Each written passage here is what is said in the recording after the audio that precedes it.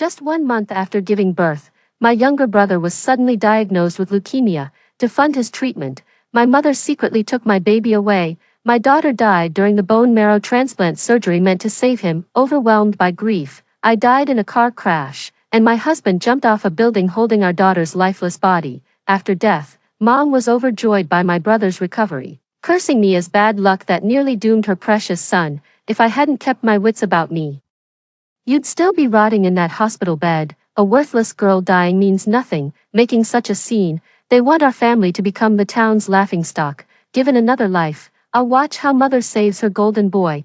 Without her daughter's help this time, I woke up in the hospital to find my husband keeping vigil by my bedside. The doctor says you'll be giving birth in half an hour. Don't worry, I'll be right here with you and our baby. My husband tenderly held my hand, his eyes brimming with hope and excitement for our future. In a daze, I suddenly realized I'd been reborn. The timing coincided with when I was about to give birth. You'll need postpartum care. Maybe I should check with Mom again. My husband pulled out his phone, ready to call his mother. I snatched his phone and said gravely, "Honey, Mom must never see this child alive." 01. Seeing my husband again. My voice choked with emotion as memories from our past life flooded back. My heart heavy with remorse toward him. Had it not been for my toxic family, he wouldn't have been driven to such despair that he took his own life. My husband instantly grew agitated at my words. "Darling, what are you implying? Do you also resent that our unborn child is a girl?" "No, sweetheart. We must never let my mother know this child was conceived naturally." Not knowing how to explain it to him, I blurted out, "What if she does something terrible to the baby, like deliberately abandoning the child?" My husband immediately saw the point. His mother-in-law was exactly the type who might pull such a stunt. "After the baby's born, we'll secretly send it back to our hometown for your mom to look after. We'll just tell mine the child died of myocardial ischemia at birth." "Do we really have to say the baby died?" "Honey, trust me on this. It's for our daughter's sake. In a month, you'll understand why I'm doing this." Though confused by my insistence, my husband agreed nonetheless. An hour later, I safely delivered our baby girl. Just like in my past life, she was rosy-cheeked and delicate. Holding her in my arms, I felt tears welling up in my eyes. In this lifetime, I'll protect my daughter no matter what it takes. Early next morning, I was jolted awake by insistent phone ringing. Mom called asking if the baby had been born yet. I told her straight we'd need to wait 2 more days. "Didn't you say the baby was due yesterday?" "Why another 2 days? Mom complained irritably. "Your aunt's been waiting to see the baby. This is such an inconvenience." I stayed silent, seeing the child was about to throw a tantrum. I hastily hung up the phone. My husband gave me a puzzled look but didn't press further. After being discharged from the hospital, I went straight to my mother-in-law's place. My mother-in-law lives in the countryside. Though remote and lacking amenities, her place could at least keep my daughter safe. She's also kind-natured. I knew leaving my daughter with her temporarily meant she'd be well taken care of. When I briefly explained my plan to her, she agreed without hesitation or suspicion. On the 3rd day after childbirth, Mom called again asking if the baby had arrived. I burst into tears of anguish. "Mom, the baby's gone. What am I supposed to do now?" The doctor said it was congenital myocardial ischemia. She only lived for an hour in my arms. "What do you mean gone?" Instead of comforting me, Mom got furious. "If the baby's dead, what's your aunt going to do? She was counting on having a son to care for her in old age. How could you be so useless? You couldn't even keep a child alive." With that, she angrily hung up the phone. I wiped away non-existent tears, bewildered. What did my childbirth have to do with Auntie, unless they thought I was carrying a boy and planned to take him from me? Ever since I got pregnant, Auntie would visit Mom often. She'd always hold my hand insisting I must bear a son, bringing me loads of tonics. In my past life, after delivering the baby, Auntie never showed up again. Mom kept berating me for being useless, calling my child a money-losing burden. So that's it. She'd been using my unborn child as a bargaining chip all along. Trembling with rage, I realized Mom never saw my baby as human from the very beginning. "Why are you being so cruel to my child?" I spent a peaceful month at my mother-in-law's place, and my husband convinced me to quit my job to better care for our child. I swore to witness their comeuppance with my own eyes, and steeled myself to leave the child with my mother-in-law. On my way home, Mom called urging me to rush to the hospital. "Your brother has leukemia. Come home immediately for donor matching. He's your own flesh and blood. You can't just let him die."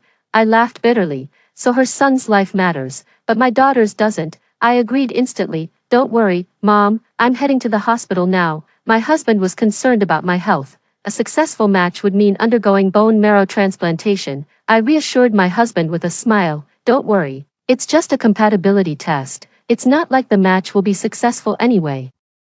This time I'll see how she plans to save her son without my daughter. 02. The moment my husband and I got out of the car at the hospital entrance, my mother urgently dragged me in for the test. When the results came out, she broke down crying. How can you be so useless? You couldn't even save your own brother. Are you doing this just to spite me, Mom? There's still you and Dad. Someone in the family must be a match. That's out of the question, Mom snapped.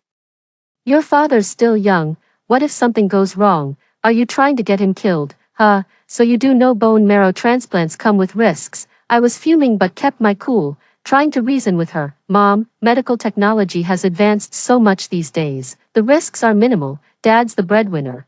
We can't afford anything happening to him. You're our only hope for saving little brother. She kept sobbing hysterically as if deaf to my words. Useless. Couldn't even keep your own baby alive. If that child had survived, your brother might have had a fighting chance. My lips twitched involuntarily. Thank God I'd pretended the baby died, otherwise history would have repeated itself. My husband standing beside me finally understood my dilemma, his gaze darkening as he looked at my mother. Mom wiped her tears and wept for a while, then suddenly grabbed my hand as if struck by inspiration. Barbara, he's your own flesh and blood. You can't abandon him in his hour of need. You're my only hope. Get pregnant again quickly. Once the fetus develops, we'll extract it for your brother's transplant matching. Mom, I couldn't take it anymore and coldly shook off her hand. How long has it been since my child passed? And you dare make such a demand just to save your son? Don't you see how outrageous this is?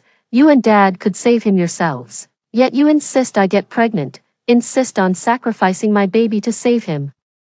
Your son's life matters, but mine isn't even human. Is that it? Let me make this clear. You save your own son, try trading my child's life for his, and I'll fight you to the death. With that, I stormed off angrily. It was the first time Mom had seen me scream at her hysterically, and she instantly flew into a rage. How dare you defy me like this? The moment she stood up, my husband shoved her hard. Her plump body thudded back onto the chair, and by the time she regained her footing, we'd already vanished without a trace. Flushing with anger, Mom cursed me for being heartless and unfilial. Bystanders asked her in bewilderment, if you won't even get tested to save your own son, how dare you demand others do it? What makes your life so precious? Your life matters, but others don't. Exactly. She even pressured her daughter to get pregnant just for donor matching. What if it fails? Treating her own flesh and blood like livestock. Exactly. Who in their right mind would come up with such a heartless idea? Forcing an unborn child into this world prematurely. Mom flushed crimson under the stranger's accusations, drawing scornful glances even from the doctors in the matching room. In the end, she clenched her teeth and went through with the compatibility test, only to get another non-match result. Mom returned home with red-rimmed eyes, only to find my husband and me lounging on the couch scrolling through our phones, and she just snapped, your brother's still lying in the hospital, and instead of figuring out how to save him, you're lounging around playing games. Have you no conscience at all? Mom, aren't you and Dad still here? I put away my phone and said lazily, you go get tested first. That mother-son bond will make it work for sure. I've already been tested. It didn't match. Mom sat down beside me, still pleading stubbornly, sweetheart, I know asking you to terminate a pregnancy is difficult. How about this? You try to conceive quickly, then deliver naturally a bit early. That way we can save the baby and also help your brother. I stopped my furious husband and told Mom, actually, I've thought of a better way to improve brother's survival chances. Mom's face lit up with hope. What better way? You get pregnant too. Whichever of us is a match. That baby will donate bone marrow to your brother. Mom turned pale, shot a glance at her son-in-law, then gave me an awkward smile. Me getting pregnant, people would laugh me out of town. Mom, what's a little ridicule compared to your son's life? Leo's your flesh and blood. Start acting like it. 03. Mom stared at me for a long moment after hearing me out. No wonder she reacted this way. In my past life I'd obeyed her every word, so my repeated objections today must have shocked her. She wanted me to get pregnant to save my brother, yet never considered bearing another child herself. even though her own offspring would have higher matching success rates than mine. After a heavy silence, Mom said with grave seriousness, "We'll need to discuss this with your father. You know how sensitive his government position is. Your brother's birth even incurred fines back then. Mom, the national policies changed. They're encouraging larger families now. Who knows? Dad might even get promoted for following state directives." Mom was left speechless by my retort. I could see the fury simmering behind her eyes. She looked ready to skin me alive. She's always been abusive toward me since childhood. When my brother was born and got punished, she blamed everything on me, saying I stole his place, that I never should have been born. So even when I died in a car crash from heartbreak in my past life, they'd still say I deserved it. That night in our bedroom, my husband hugged me from behind and whispered, "Let's move out, sweetheart." Truth be told, I'd already been thinking the same thing. Mom won't let us move out, partly because she can't bear losing her free live-in help, and partly because she still gets to use the money my husband and I earn for her golden boy, after getting a second chance at life. There's no way I'm letting them walk all over me again. Most importantly, moving out means I can see my daughter whenever I want without jumping through hoops. Let's go house hunting tomorrow and move out on the down low. Alright, I'll start house hunting tomorrow. Snuggled in my husband's arms, I felt the warmth of his strong embrace filling my heart. My husband truly loves me. Ever since we got married, he's always accommodated me whenever possible, even when facing my mother's repeated unreasonable demands. He consistently puts my needs first. In our past life, it was after suffering consecutive devastating blows that my husband tragically took his own life by jumping off a building. In this lifetime, I'll protect him no matter what. Right after breakfast the next morning, my husband went house hunting. Dad went fishing while Mom sat watching TV on the couch. When she saw me finish cleaning and sit beside her, her expression immediately darkened. "How can you just sit here relaxing when your brother's lying alone in the hospital?" "Yeah. How could I possibly sit here and rest?" I muttered sarcastically. But Mom didn't seem to catch the tone. She kept glaring at me disapprovingly, expecting my usual obedience. Cutting the small talk, I straight up told her about moving out. "My bags are already packed, barring any surprises. I'll be gone by this afternoon." When Mom saw we were actually moving out, she immediately shrieked, "How dare you move out? I won't allow it. Are you trying to kill me with anger?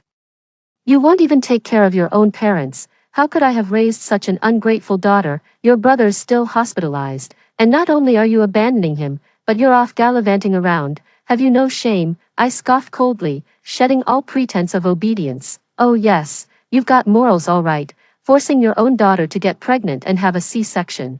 What stellar parenting." Mother looked ready to murder me, snatching a teacup from the table and hurling it my way. I dodged swiftly and walked out the door without a backward glance. My husband and I agreed to search for apartments separately to speed up finding the right place. My phone rang the moment I arrived at an apartment building by taxi. My brother, having heard God knows what from Mom, started screaming accusations the second our call connected, blaming me for being heartless and abandoning him. I tried explaining. "Do you know what Mom suggested? She told me to get pregnant and have the fetus surgically removed for your organ transplant once it develops." Before I could even finish speaking, my brother flew into a rage. "Then hurry up and get pregnant, have a C-section. If it's so easy, why don't you do it? Mom was right about you. You're an ungrateful wretch who won't save me." I was shaking with fury. What does he think pregnancy is? Growing radishes in a garden? Whoever wants to save this brat can go ahead. I'm washing my hands of him. "You're damn right I won't save you. Never crossed my mind to begin with. You vile creature." Drop dead already, hands shaking, I hung up and blocked him without hesitation. I stood frozen in place, struggling to compose myself, but tears betrayed me and streamed down uncontrollably. To think I spent over 20 years living with such selfish, venomous family members. We share the same blood. Yet just because I'm their daughter, they exploited me mercilessly for years, costing me my child, costing me my family. Still think you can keep exploiting me. In your dreams, I blocked both my parents' phone numbers and went apartment hunting. After searching around for hours, my husband was the first to find us a suitable place. It's a 2-bedroom apartment fully furnished with all amenities, conveniently located near both our workplaces. After signing the lease with our landlord, my husband rented a van to move our belongings. The moment we stepped inside, my mother lunged at me, but my husband shoved her away. "Barbara, you heartless wretch. How dare you wish death upon your brother? I disown you." "Perfect, I disown you too. You're vile. selfish, and would sacrifice my unborn child to save your precious son. What gives you the right? The father who'd been sitting silently suddenly exploded in anger. What do you mean, killing your child? We're just asking you to carry a pregnancy. Look how you're making excuses. Is this how an elder sister behaves? He's your own brother. If you won't save him, who will? Dad, you're the only one in the family who hasn't done the compatibility test, right? My husband suddenly spoke up, looking at his father-in-law with utter contempt. He's your own son. Why won't you save him? Who gave you the right to interfere when I'm disciplining my daughter? Get lost. Dad's face darkened terribly, as if his authority had been challenged. But she's my wife, and the child she'll bear is my own flesh and blood. Dad, bone marrow transplants aren't that scary for adults. There are just some post-op effects. Given time to recover, she'll be just like before. That's a damn lie. Dad was so furious he nearly lunged at him, but suddenly seemed to remember something. Swallowing his rage, he spoke with forced calm. My health isn't good. Otherwise I'd have volunteered for the matching test long ago. Barbara's the only young and strong one in this family. As the elder sister, it's her duty to save her brother. You said it yourself. Bone marrow transplants aren't that terrifying. Once she's had the baby, she'll go through with the compatibility test for her brother. Deep down, Dad knew he stood a good chance of saving his son, but his greater fear was surgical failure. That 1 in 10,000 risk landing on him. He didn't want to get tested for compatibility, yet couldn't let others see his reluctance to save his son, so he feigned illness instead. They're practically forcing me to get pregnant at this point. My husband was about to say more when sudden commotion at the door cut him off. At some point, Mom had opened the door and ushered in a whole crowd of relatives. Mom shot me a defiant look as she ushered the relatives inside. 04. A sinking feeling told me trouble was brewing, sure enough. Barely had she settled everyone when Mom launched into tearful accusations, calling me an ungrateful wretch for refusing to help my brother and planning to move out. The whole room erupted in a chorus of disapproving voices pointing fingers at me. I was so furious it made my liver ache, my desire for revenge burning like wildfire. I could have incinerated her on the spot. Barbara, don't move out. Your mother raised you with hardship, and your brother's your only family. Don't be that ungrateful wretch who abandons their own. Staring at that moronic, self-righteous face among my relatives, I swallowed my rage and said, fine, I'll stay, for now, but my husband's moving out. His company just landed several big projects. He'll be pulling overtime shifts for the next 6 months, so renting a place near the office makes more sense. Absolutely not. Mom shut it down without hesitation. Your brother's counting on you. How are you supposed to get pregnant if he moves out? Why not you then? Get me pregnant.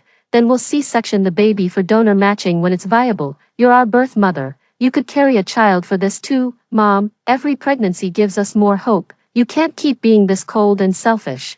Your son's still fighting for his life in the hospital. As Mom opened her mouth to stop me, I cut her off by pulling a medical report from my bag and thrusting it at her. By the way, I've been having stomach issues lately. The doctor diagnosed ovarian cysts. I can't get pregnant until after treatment. I'm so sorry, Mom. I'd get pregnant right now if I could. I'd deliver the baby early for tissue matching. If it fails, I'd try again and again until we find a match. But I can't get pregnant right now. Mom, what should we do? Mom stared at my test results in complete shock. The medical report was obviously fake. I'd photoshopped it at a print shop before coming home. Why go through childbirth when you could just do a tissue match? A relative blurted out their confusion. When the donor match failed, Mom made me get pregnant to save my brother, said they'd perform a C-section once the baby developed enough. The relatives who'd been lecturing me were stunned speechless. Delivering a barely formed baby, would it even survive? The room erupted in chaos as realization dawned. People started turning on Mom, pleading with her instead, annoyed by the incessant chatter.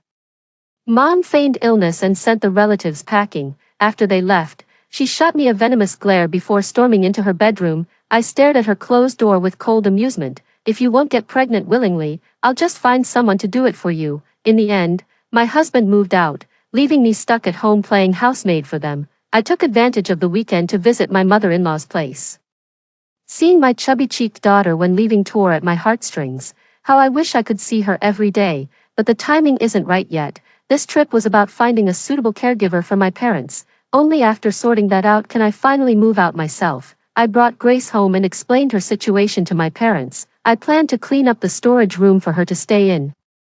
Grace is a genuine country girl who used to work as a masseuse, and she's quite pretty too, Mom. Who's going to take care of you around the clock when you're pregnant? Let Grace be our live-in nanny for a while. Don't worry about the money. I'll cover it. Mom immediately objected. Your brother still needs surgery. How can we afford this extravagance? Can't you act more like an elder sister and think about your brother's needs? With a pitiful tone, I said, Mom, if you won't let Dad get tested as a donor match, then you'll have to get pregnant to help little brother. But who's going to take care of you if you're pregnant? I've got work during the day. Get pregnant? What nonsense, Mom shrieked angrily. You want me to get pregnant at my age? What kind of twisted idea is that? I hadn't closed the door properly when entering, and Mom's loud outburst immediately drew the neighbors' attention. Not to be outdone, I started wailing, Mom, I just lost a child, and now you want me to get pregnant again just to harvest the baby to save my brother. What if this one's not a match? Have you ever considered how I feel?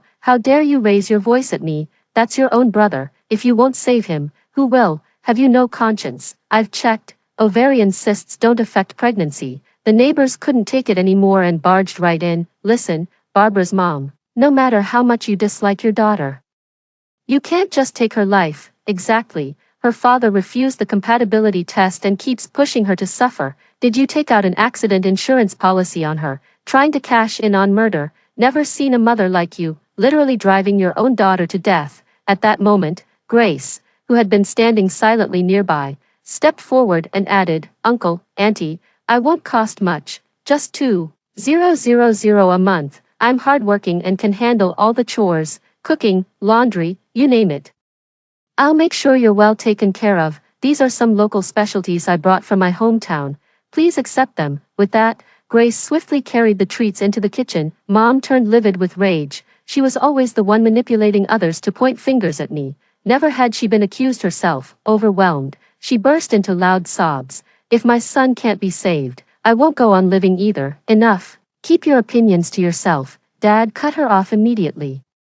Visibly embarrassed, Uncle, don't be upset. I brought this honey from back home. Let me make you some honey water to cool you down. Grace thoughtfully poured Dad a glass of water, fussing over him with concern. Grace wasn't just brought into this household as a caretaker. She had an ulterior mission, to get on Mom's nerves. Didn't expect her to catch on so quickly after just arriving. Suppressing my anger, I waited eagerly for the drama to unfold, since Mom disliked Grace.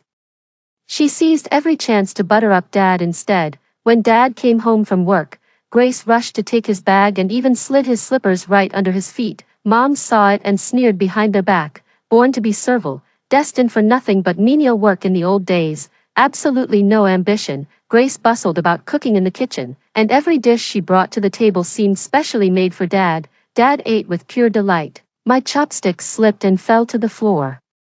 As I bent down to pick them up, I caught Grace's foot subtly brushing against my dad's leg. My heart leapt. Was this finally happening? Immediately, I pulled 2 movie tickets from my bag. I've got 2 tickets here. Dad, why don't you come with me tomorrow? Dad was about to refuse when Grace chimed in at just the right moment. Barbara is so thoughtful. She always remembers Uncle. If someone invited me to the movies, I'd go in a heartbeat. 05. Dad immediately swallowed his refusal. After dinner, as if suddenly remembering something, I turned to Dad and said, Oh Dad, I just remembered I need to discuss tomorrow's project with colleagues. Here's the movie ticket. You and Mom should go enjoy it together. Dad cheerfully took the ticket and headed to the kitchen. Glancing at Mom lounging on the couch watching TV, I smirked. Mom's about to have quite the night. The moment I got home from work the next day, I saw Dad and Grace coming back one after another. Grace shot Dad a suggestive glance.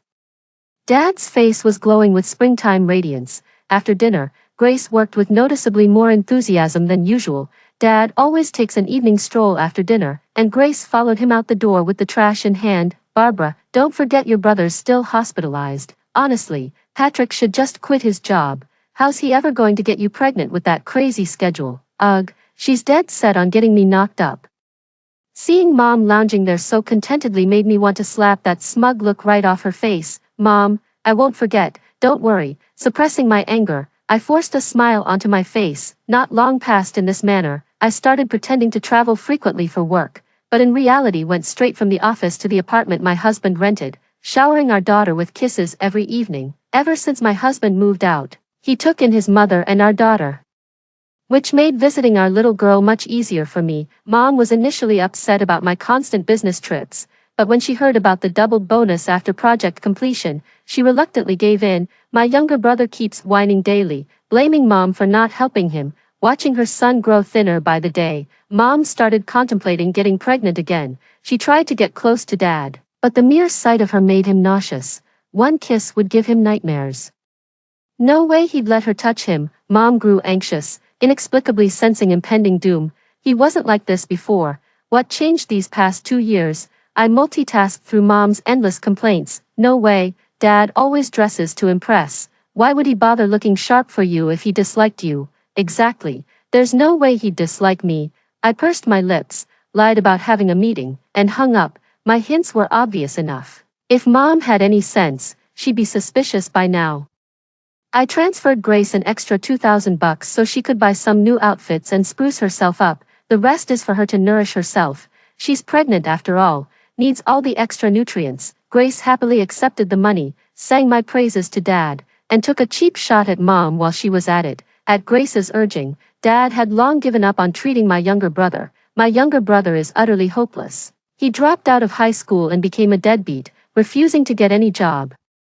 Dad lectured him countless times, but Mom always coddled him. After my brother fell ill, we needed hundreds of thousands for his surgery. His constant screw-ups over the years had already drained our savings dry. All it took was Grace whispering sweet nothings in Dad's ear, and he completely washed his hands of him.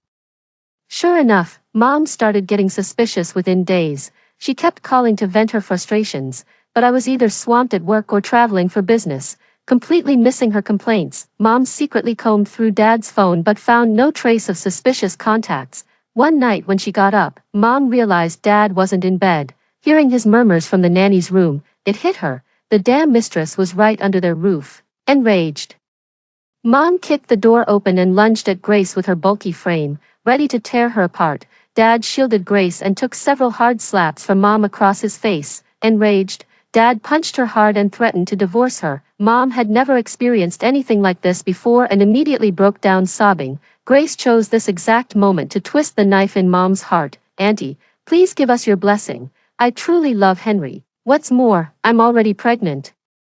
The doctor says it's twin boys. When Mom heard Grace was pregnant with twin boys, she was so overwhelmed she fainted on the spot. She didn't wake up till dawn the next day, finding herself still on the floor. Dad hadn't even taken her to the hospital or said a single caring word. Miserable, she called me crying to vent her grievances. This is all your fault. If you hadn't insisted on bringing that little hussy into our home, would your father have fallen for her charms, Barbara? What were you thinking? Are you deliberately trying to make my life miserable? I pretended to comfort her, thinking how convenient it was that Grace was carrying a child for her. This meant we'd have a donor match to save my brother. Mother's sobs quieted slightly, as if she was considering the feasibility of this arrangement. But your father's already under her spell. That shameless woman has the nerve to sleep in my bedroom. Good heavens, is there no justice left in this world, Mom? If all else fails, why don't you get pregnant too? That'd surely bring Dad back. No use. Your father won't even glance my way. That homewrecker has him completely spellbound. This is all your fault, you little jinx. Mom angrily hung up and turned to vent her frustrations to my younger brother. My brother couldn't care less about Dad's affairs. His only concern was when he'd recover his health. When I heard from Mom that Grace was pregnant, I immediately urged her to keep the baby. Though reluctant, Mom eventually agreed. After that day, the three of us began living together in this bizarre arrangement. Grace seized control as the lady of the house, constantly bossing Mom around. Two tigers can't share one mountain. Mom wouldn't tolerate this mistress lording it over her. She finally snapped and threw hands. When Dad came home and saw Grace's bruises, he immediately beat Mom and threatened divorce if she couldn't fall in line. 06. Mom gritted her teeth and endured it for my brother's sake, suffering through each day while bombarding me with messages calling me an ungrateful wretch for not coming home. In her desperate attempt to win back Dad's affection, Mom drugged Grace for days and secretly slipped Dad medication, eventually getting pregnant. She thought pregnancy would give her leverage over Dad and make him settle down. To her shock, Dad demanded she abort the child with utter disgust and insisted on divorce. Then Mom blamed everything on me. This is all your terrible ideas' fault. Your father wants a divorce now. Happy, Could be better, not exactly satisfied. Mom thought she misheard, her voice dropping. What did you just say, Mom? Why don't you report Dad? Get him fired and humiliated. That'll teach him. How could you even suggest this? Your father has such a respectable job. How could he just throw it away? What's with all these wicked ideas? He's your own father. Can't you wish him well for once? Yeah, if there's nothing else, I've got things to do. I refused to listen to her nagging, which drove Mom half crazy with anger. When she tried calling back to vent at me, my phone was already off. Mom was so furious she felt dizzy. Just as Grace happened to ask her to peel some fruit, Mom couldn't take it anymore and lunged at Grace, kicking desperately at her stomach. Grace was 5 months pregnant. Seeing her hurt, Dad was heartbroken and immediately beat Mom senseless. The rage caused Mom to miscarry, and she was forced into divorce. Left with nothing, she poured all her love into her son. Mom keeps nagging my brother daily about life's hardships, and he always argues back, making his condition worse.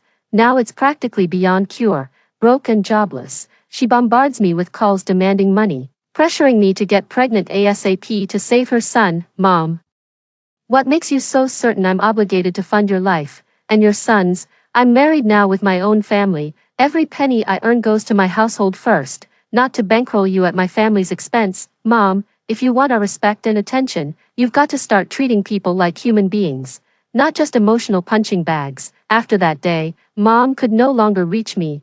I thought life would finally be peaceful, but I never imagined Mom would actually track down where I lived. I was at work when my mother-in-law frantically called saying my own mother had snatched our child away, and she couldn't catch up no matter how far she chased. Remembering what happened in my past life, I nearly fainted from terror. Why won't she leave my child alone? I dropped everything at work, got emergency leave from my boss, and raced to the hospital by taxi. Mother's eyes burned with venom when she saw me. How dare you show your face here, Barbara? I never thought you could be so vile, lying about your baby's death when you gave birth, when all along you never intended to save your brother. If you treat my daughter as less than human, why should I care about your son? Mom hurled a glass at me. Get out, you're no daughter of mine. Where's my daughter? What have you done with her? I grabbed the fallen glass and smashed it against my brother's head. I swear I'll kill him. Dazed from the blow, Leo still managed to hurl the vilest insults at me. You wouldn't dare. When her precious son got a bloody lump on his head, the mother shrieked and lunged at me with her bulky frame, her eyes burning with murderous rage. Not seeing my daughter in the hospital room filled me with utter terror. Like a madwoman, I grabbed her hair and kicked her to the ground. Where's my daughter? What have you done with her? Talk. If we don't rescue my daughter right now, she'll be killed for sure. What daughter? I don't know what you're talking about. Damn it, Mabel, give me back my granddaughter. Just then, Grandma arrived on the scene. Right behind them came my husband with 2 police officers. My husband pulled me into a tight embrace, gave me a reassuring look, then said to the officers, "Officers, this woman kidnapped our daughter and tried to harm her." Seeing the police, Mom panicked and shot me a venomous glare. I just wanted to see my granddaughter. How can you call that kidnapping, Barbara? Are you trying to get your brother killed? He's not my brother. We don't even share the same father. Mom froze at those words, and even the nosy onlookers in the hospital room widened their eyes in confusion. It took me a long time after being reborn to finally understand. Mom was desperate to save my brother, yet she deliberately stopped Dad, the most likely match, from getting tested.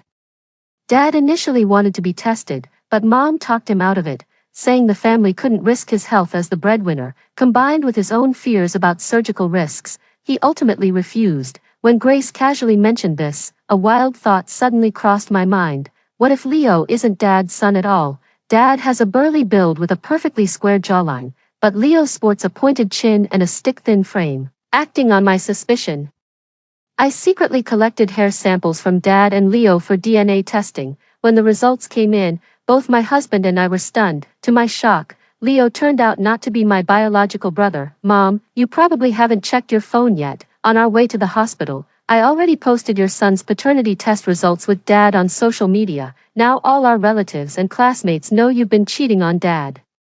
Mom looked at me in disbelief before frantically grabbing her phone to check my post. Moments later she screamed, "This is fake. You fabricated this. Barbara, how could you be so vicious? You know better than anyone whether this is fabricated. Dad's hired a lawyer to sue you. Prepare for court." ignoring mom's hysterical screaming. With police assistance, we quickly located my daughter. My daughter completed the matching test. I initially planned to sue the hospital. But when the doctors learned she'd been stolen for this purpose, they refused to perform the bone marrow transplant and signed a written pledge. This finally put my mind at ease. At least my daughter is safe now for the rest of her life. Father promptly sued mother, demanding repayment of 20 years child support and emotional damages, totaling nearly $1 million. When mom and dad divorced, she only got the family home, not a penny from the savings, faced with massive compensation. Mom first rallied all relatives to convince dad to drop the lawsuit, but he wouldn't even entertain her. Out of options, she then came after me, demanding I fork over $1 million, even threatening to sell my daughter for cash. My usually mild-mannered mother-in-law snapped on the spot, beating her senseless while my husband backed her up, ultimately throwing her out. After striking out with every loan attempt, mom had no choice but to sell the house. Just 2 days after dad received the settlement, Grace gave birth to twins. Dad's joy was short-lived. Within days, someone exposed his affair with the nanny, leading to a thorough investigation that cost him his government job. Misfortunes came thick and fast. Grace suddenly vanished with their child, emptying all family savings. Before fleeing, Grace left dad a note revealing the child wasn't his. It was from her previous marriage. Dad suffered a sudden cerebral hemorrhage and was hospitalized after losing his job in a fit of rage. Mom didn't fare any better. My younger brother couldn't be saved and ultimately passed away in the hospital. With no one left to lean on, mom had no choice but to return to dad. Despite the deep rift between them, dad needed mom's care, and she depended on his pension to survive. We muddled along together and somehow managed to live peacefully. 2 years later, my husband and I relocated for work to another city. By the time our child started kindergarten, we'd saved enough to buy a school district apartment outright. Freed from family constraints, our lives kept getting better. And, story 2, mom is as indifferent as a chrysanthemum, while dad is vulgar and boorish. She said that dad didn't deserve to live in the villa, forced him to divorce, and drove him away. She often admonished me, "Don't be like your father, only caring about money. Family affection is more precious than money." Later, when the flood came and the villa was flooded, she pulled uncle and stepped on my head to climb out. I begged her to give me a hand, but she left without looking back, leaving me to drown alive. When I opened my eyes again, I was reborn on the day she drove dad away. I smiled and took dad's hand. "Come on, let's go back and lock the door. Don't let them in." Money, money, money. All you think about all day long is money. I feel sick just looking at you. The familiar tone made me wake up instantly. Mom sat upright on the sofa, glaring at dad with disdain in her eyes. Dad's face turned red with anger. "Your younger brother is embezzling the company's money to gamble now. Is this a trivial matter?" Mom snorted coldly and sneered. "Again with the money. Can't you think of anything else in your head? I feel so disgusted breathing the same air as someone like you. Let's get a divorce. Leave now." Dad made a painful decision. "Okay, let's divorce, Zoe." When dad mentioned me, mom looked even more disdainful. "Daughter will only become vulgar if she stays with you. It will be difficult for her to get married in the future." In the previous life, dad thought that I would have a better life with mom, so he agreed that I would stay with mom, left the property to us, and walked out of the house with nothing. But I didn't expect that mom didn't keep me because she loved me. As soon as dad left, she immediately let uncle move in. Without dad, the laborer, there was no one to take care of the housework at home. Mom made me serve uncle like a little maid. I had to clean the house, cook for them, and wash their clothes. I suggested that mom hire a nanny with money. She then gave me a dark look and said sarcastically, "Bad seed with inferior roots, full of stinky money talk. You're really as vulgar as your father. Asking you to do things for uncle is to cultivate your gratitude. Family affection is more precious than money." I always thought that mom divorced dad because she was not worldly and they had different outlooks on life. Later, I realized that she was more hypocritical and pretentious than anyone else. Pulling my thoughts back to the present, seeing that the two had reached an agreement, I suddenly said, "Aren't you going to ask your child's opinion when you get a divorce, too?" The two of them looked at me at the same time. Mom said with full disdain, "I don't want that stinky money of your father's. Don't fight for it." After being reborn, I finally understood that not all mothers are worthy of being mothers. I smiled. "Uncle has gambled away all the money in the family, and you've also got the valuable villa. Where else does dad have money?" She clearly knew that dad had no money. yet she still said such a thing. Wasn't it just to build an image and flaunt her pretentious nobility? Mom was stunned for a moment and immediately spoke sarcastically to me. You're so vulgar, rotten to the core, you're really hopeless. I smiled and nodded. Mom is right. I just love money. I'm not as ethereal as you, so I want to leave with Dad. I took a step forward and took Dad's hand. Dad was stunned for a second, and his eyes turned slightly red. In the previous life, after I died, my soul was trapped in the villa. It was Dad who risked his life and waded through the water to save me. But the flood was too turbulent and washed his body away again and again. Finally, he ran out of strength and was completely submerged in the flood. In this life, I must lead Dad out of this tragedy. 3. Mom was extremely angry, but since she had built the image of being as indifferent as a chrysanthemum, she could only swallow her anger. She snorted disdainfully twice. Leave, both of you, father and daughter. Don't dirty the air in this house. Dad pulled me to leave, but I said to wait a little longer. After that, I walked up to Mom and held out my hand to her. There's still a deposit of 200,000 yuan in our family, right? Mom's face changed, and just as she was about to speak, I spoke first. This money was originally left by Dad for my schooling. You've always been noble and disdained these stinky coins. Please give it back to me. In the previous life, as soon as this money was in her hands, Uncle lost it all gambling. When I heard the news, I just asked a question. Mom slapped me without saying a word. Are you obsessed with money? All you think about is money. If you love money so much, you might as well go and sell yourself. Seeing Mom hesitate, I sneered. Mom, could it be that you've been building an image before? In fact, you just don't want to part with the money, right? Mom's face turned red and white with anger. Nonsense, you disgusting girl. Just wait. After that, she quickly opened her purse, took out the bank card, and threw it to me. Take your stinky money and get out of here.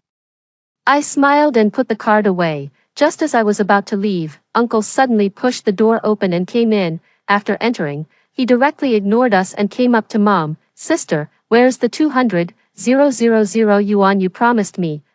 I smiled and looked at this disgusting man in front of me. Uncle, Mom doesn't have any money in her pocket. When Uncle learned that the money had been taken by me, he became so angry that he raged at Mom. This is 200,000 yuan. How can you say you don't want it just like that? Mom looked indifferent. It's just some stinky money. What's the big deal? Not bending for 5 dough of rice is a kind of bearing. Uncle laughed out of anger. You're so pretentious. Then give the money to me. Seeing that Mom couldn't produce the money, Uncle couldn't hold back and started cursing. Madeline, are you out of your mind? Without money, what are you bearing? Bullshit. I think you've had your head kicked by a donkey. Mom's eyes widened, full of horror. She didn't expect that her younger brother, who had always respected and loved her, would dare to speak to her like this. She didn't know that Uncle flattered her because of her financial ability. Without money, she was nothing. Dad wanted to step forward to stop it, but I stopped him. Mom sighed and looked indifferent. After all, it's the worldly air of this man that has contaminated you. If you want money, go to him. After saying that, she left leisurely, leaving Dad and me looking at each other in surprise. This move was really amazing. Uncle blocked in front of us and reached out his hand to me. Where's the money? Hurry up and give me the 200,000 yuan. I laughed out of anger. You were a mama's boy when you were young, and now you're a sister's boy in middle age. Now that your sister is getting a divorce and you have no hope, do you still plan to let your niece support you? Where's your face? Do you still want it? Uncle was so angry that he raised his hand to slap me. Dad was faster and grabbed his hand. Try touching my daughter and see. Uncle was just tough at home. In the past, relying on Mom's favor, he bossed Dad around. Now that Dad wasn't indulging him, what was he? With a little more force from Dad, he grimaced in pain and shouted for his sister to save him. After what happened just now, Mom didn't have the face to show up now. Uncle could only admit his mistake obediently. Brother-in-law, please forgive me, my hand is going to break. I gave him a disdainful look. Dad, let's go. Ignore this useless guy. If it weren't for the urgent time, I would definitely ask Dad to disable this idiot. 5. On the way, I asked Dad, can I spend this money? Dad looked guilty. Of course you can. It was originally the money left for your schooling. I immediately asked him to drive to the largest warehouse supermarket outside the second ring road. Dad was a bit hesitant. It's raining too heavily outside. I'll send you back first. What do you want? I'll go and buy it for you, okay? I shook my head. No, we have to go now. It was precisely because the rain was getting heavier that we had to hurry up. The continuous heavy rainfall for a month had caused the water level upstream to rise continuously. Tonight, the reservoir would burst. In an instant, the lake water would pour back, and the whole city would turn into a vast ocean. The incident happened suddenly. And with the continuous rainfall, there was simply no time for rescue. Many people died in this natural disaster. What I had to do now was to keep Dad and myself alive. The heavy rainfall had suspended all means of transportation to the outside. If we tried to escape by car, we might encounter a mudslide just as we left the urban area, which would be even more dangerous. The only way to survive was to stockpile food, occupy a high place, and wait for rescue. Seeing that I insisted on going, Dad drove the car to the warehouse supermarket. This was the largest warehouse-style supermarket in the city, and it had a wide variety of things. There were not only a wide range of foods but also many emergency equipment. I asked Dad, if we were trapped on a deserted island, what equipment would be the most likely to help us survive? Dad liked camping and fishing very much, and he was very familiar with outdoor life. He often suggested that our family of 3 go camping in the wild. Mom would always look down on him. You're like a savage. Is it a case of atavism, vulgar and boorish? After he suggested it many times, Dad didn't dare to mention it anymore. Now, when I brought up this topic, Dad immediately started talking at length. I told him seriously, Dad, you might think I'm crazy, but I beg you, find and buy all the things you just mentioned. The more, the better, okay? Seeing my red eyes, Dad was a bit flustered. Daughter, we can talk things through, don't cry. I held Dad's hand tightly. Listen to me, just this once. Dad nodded. I'll go right away. He was in charge of stockpiling equipment, and I was in charge of purchasing food. An hour later, we met at the checkout counter. 6, after properly arranging the food and equipment with Dad. I was so tired that I couldn't even lift my arms. The community was located on a high ground, and we were on the 24th floor. As long as we had enough food, there would be no problem holding out until the rescue arrived. Dad unscrewed a bottle of Coke and handed it to me. You take a rest, I'll clean up the rest. I was about to nod when I suddenly thought of something and immediately sat up. Dad, let's go to Uncle Gavin's house. Uncle Gavin was the owner of a hardware store, and the store was located on the commercial street at the entrance of the community. When we arrived, he was about to close the door. When he heard that I asked him to reinforce the doors and windows overnight, he immediately refused. It's raining so heavily, I'm in a hurry to go back and play mahjong. I'll come tomorrow. I took out a stack of banknotes and pressed them into his hand. Uncle, there's no such thing as a sure win in mahjong. But if you work overtime, this 10,000 yuan will immediately go into your pocket. Money can make the devil turn the millstone. Uncle Gavin immediately took his tools and helped me reinforce the doors and windows in the rain.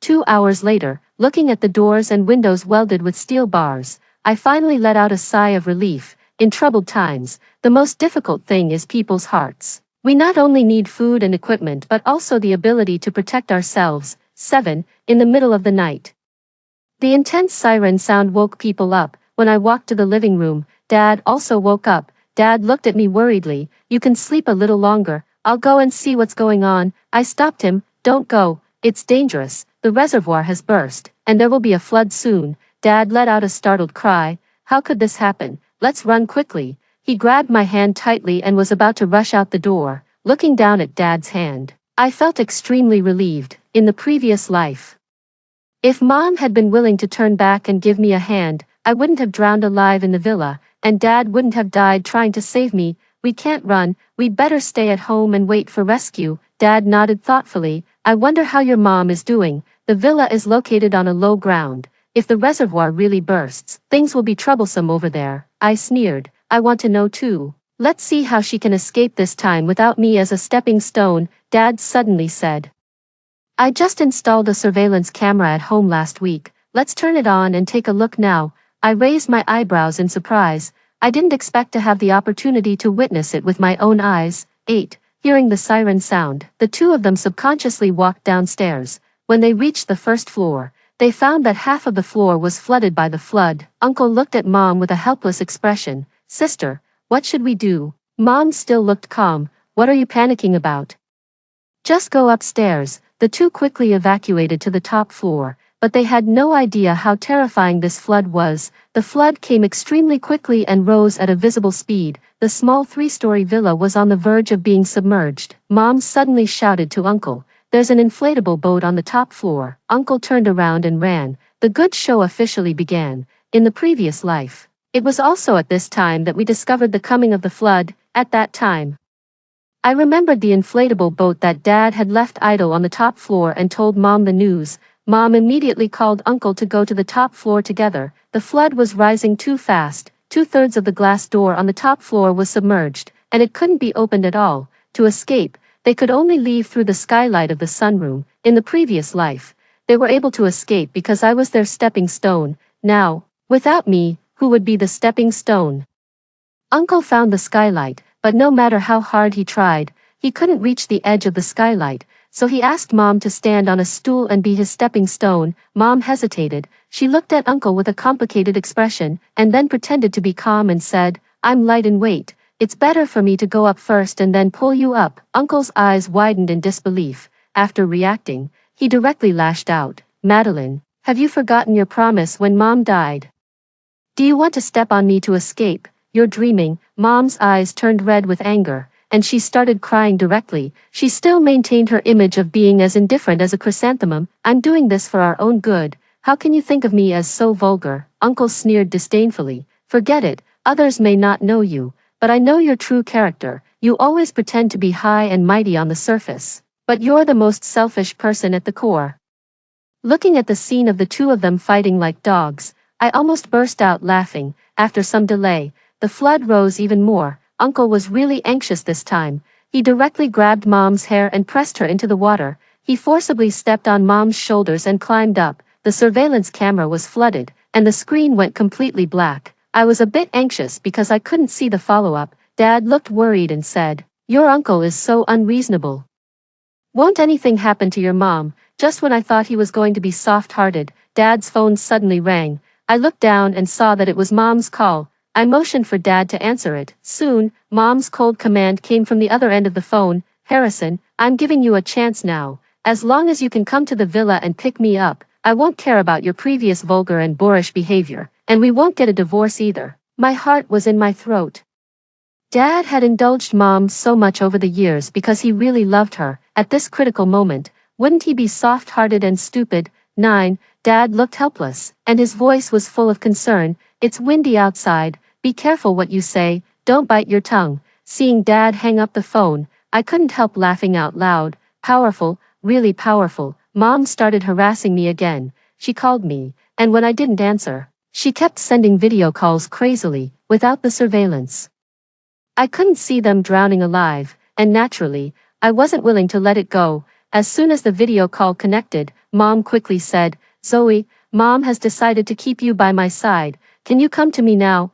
I burst out laughing. It was pouring outside, and the water level around was still rising continuously. She was drenched like a drowned rat. She was in such a mess but still pretending. I suppressed my laughter. "Mom, Dad, and I are doing fine. You just stay on the roof with Uncle honestly."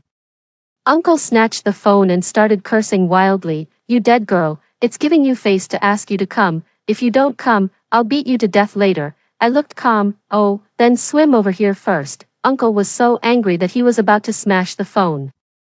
Suddenly, Mom let out a shrill scream. "The water is rising, little brother. Think of a way quickly." Uncle slapped her irritably. "I should have known better than to pull you, this burden, up. I originally counted on you to make them come back and save us. You're completely useless. If it weren't for you driving brother in law away, would I be here getting rained on now? Do you still have the nerve to cry? What a thing. No wonder Uncle, who was always selfish, would turn back to pull Mom." So this was his plan. Over the years, relying on Mom, he had sucked our family dry. Now he was still counting on Dad to risk his life to come and save them. He was really daydreaming. 10. Uncle was still cursing non-stop, and I smelled a delicious aroma. I turned my head and happened to see Dad handing me a bucket of instant noodles. "Daughter, are you hungry? Hurry up and eat something." I faced the video and started eating gluttonously, hearing the noise. Uncle stopped cursing and started ordering me. I regarded him as a show to go with my meal. The more happily he cursed, the more deliciously I ate. Helplessly, Uncle could only turn around and force Mom. Mom still maintained her original arrogance. She shook her head at Uncle. How could I bow to the evil forces and humiliate my integrity? Uncle looked shocked, staring at Mom in disbelief. Mom ignored him and looked directly at me on the screen. Zoe, I'm your mother. I want to tell you that family affection is more precious than anything. Don't be like your father, only caring about petty profits in front of you and turning yourself into a vulgar and despicable person. The most important thing you should value is family affection. I gave you life, Uncle, and I are the most important people in your life. Uncle couldn't stop nodding in agreement. What your mother said is right. You dead girl can't be ungrateful. Come and pick us up quickly and bring some instant noodles. They wanted me to risk my life to save them and also wanted me to bring instant noodles. Dream on. 11. A huge rumbling sound came. Mom hadn't noticed anything unusual yet and was still chattering away, teaching me a lesson. I was so shocked that the corn sausage in my mouth fell out. After reacting, I quickly reminded her, quick, look behind you. The villa area was at the foot of the mountain, due to the impact of the heavy rain and flood. The mountain behind collapsed instantly. The rumbling sound was like 10,000 tigers roaring. It scared me so much that I didn't even dare to blink. Mom, who had been as steady as a mountain just now, finally panicked at this moment. She screamed and shouted at me, I order you to come and save me quickly. I'm your mother, Harrison. I don't want a divorce anymore. Come and save me quickly, please, save us. To prevent Dad from hearing and being soft-hearted, I had been wearing earphones. Even if Mom shouted her throat hoarse, Dad couldn't hear a single word. The moment the flood roared in, I finally saw despair and regret in Mom's eyes. Boom, after the loud noise, the screen completely went dark. Everything was over. It was like a movie. There would always be a curtain call time, but this time, it wasn't me and Dad who took the curtain call first. After drinking the last mouthful of noodle soup, I went to rest with peace of mind. 12. Dawn broke, and the sky gradually brightened. The rain had stopped temporarily, but the water level was still very high. Many people were trapped at home, and the shortage of food had become the biggest problem. The room that was originally empty behind me was now filled with food by us. This was my greatest sense of security. With these foods, we could last for several months without a problem. I had just cooked river snail rice noodles when Dad came out of the bedroom in a hurry. Daughter, look.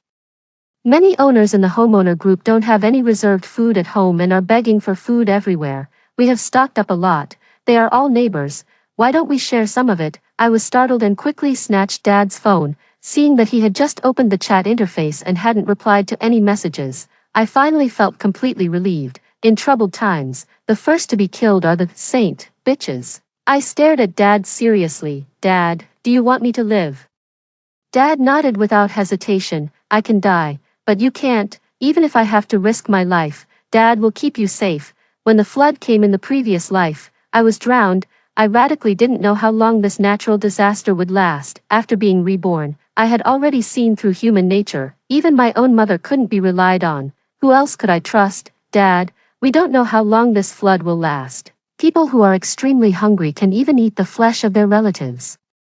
There are only two of us. Can we resist so many ferocious people? Dad looked scared. You're right. I was confused. I just thought of sharing some with the neighbors. At this moment, I was extremely glad that after being reborn, I decisively let my parents get divorced. Otherwise, with Mom's character, even if we had a mountain of food, she would squander it all. After being awakened by me, Dad also carefully checked the doors and windows again, seeing that the old man was so attentive. I could also rest assured. 13. I was eating river snail rice noodles and boredly scrolling through the messages in the group. At this moment, the group was very lively. Many people were asking for supplies. Some neighbors still didn't realize the seriousness of the situation and enthusiastically contributed their supplies. Owner of 803. I have a box of instant noodles at home and can share a few packs. Owner of 702. There's no salt at home. Which neighbor has more? Share some with me. Owner of 1901.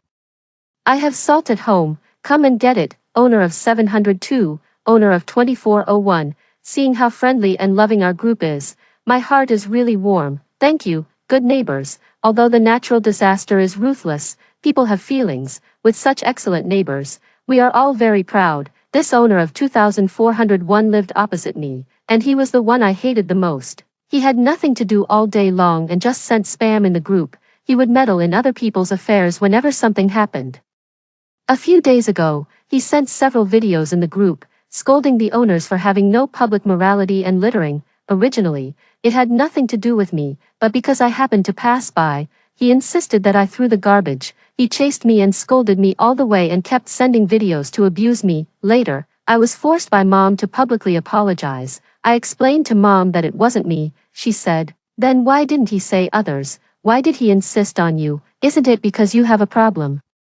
If you don't apologize, don't eat either." I knew Mom wasn't joking. If I didn't apologize, she could starve me for at least 3 days. In order not to go hungry, I could only lower my head and admit my mistake. Since then, the owner of 2401 has been scolding me for having low moral character every day. Whenever there was something, he would at me and point at me by name. While I was scrolling, the owner of 2401 suddenly at me, "Yesterday, I saw you carrying a whole cart of goods back from the supermarket. It's time to contribute. You should learn more about the love of your neighbors and improve your character." Owner of 2403, I secretly thought it was bad. Yesterday, time was limited. I only paid attention to whether there was anyone in the basement. After going upstairs, I was negligent. Unexpectedly, I was actually seen by this scum. What a narrow escape. After the owner of 2401 finished speaking, other owners took the initiative to find me. "If you have extra goods, I'm willing to buy them." Owner of 2403, in the face of natural disasters, you can't be selfish. Learn from the upstairs and be generous. These people were all talking better than singing. I didn't believe that only my family had food now. However, there were only 2 people in my family, and we couldn't confront this group of people head on. I went to the room, took pictures of the tissues and laundry supplies in the cabinet, and sent them to the group. "Is this what you're talking about?" 2401, I remember seeing you order several boxes of river snail rice noodles a few days ago. Can I exchange some tissues for 2 packs with you? There were many things that could be used as substitutes for tissues. But without food, people could starve to death. The owner opposite wasn't a fool. Naturally, he wasn't willing. As soon as I finished speaking, the owner of 2301 downstairs jumped out. No wonder I smelled the smell of river snail rice noodles just now. It made me so greedy. "Good neighbor, can you spare me a pack?" Owner of 2401, with the owner of 2301 daring to make a request. The other neighbors also opened their mouths one after another. The owner of 2401 simply pretended not to see. He wanted to hide, but I didn't agree. "Good neighbor, why don't you say anything?" 2401.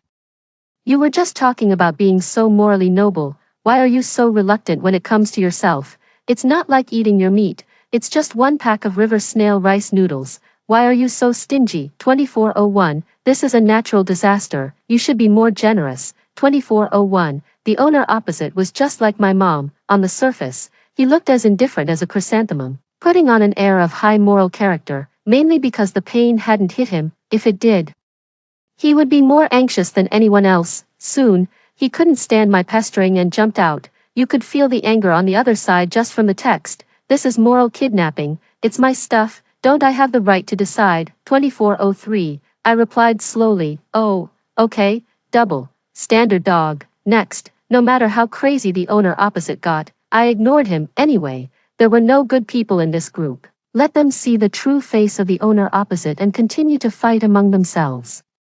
Just don't come and disturb me. 14. 2 days later, the situation not only didn't improve but became more serious. The city started to experience widespread water and power outages. Fortunately, our community was located on a high ground, and the electricity was still being supplied for the time being.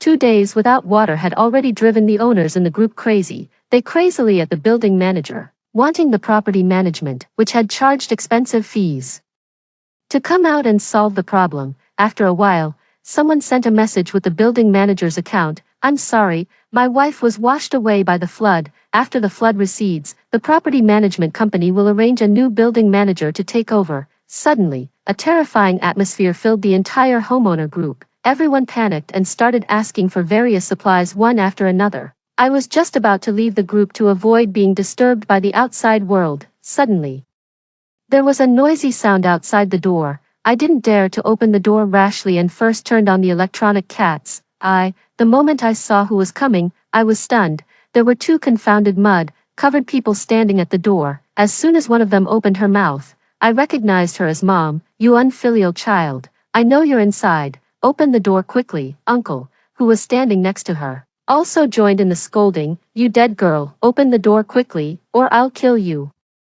I didn't expect these two to have such good luck. They couldn't be killed even like this. Truly, the wicked live a long life. Dad heard the sound and came out. Daughter, who is it? I quickly covered Dad's mouth and motioned for him to look at the surveillance. At the same time, my heart was in a turmoil, fearing that Dad would be soft-hearted and let them in now. Dad frowned and lowered his voice. Is that your mom and your uncle? Should we let them in? I asked him seriously.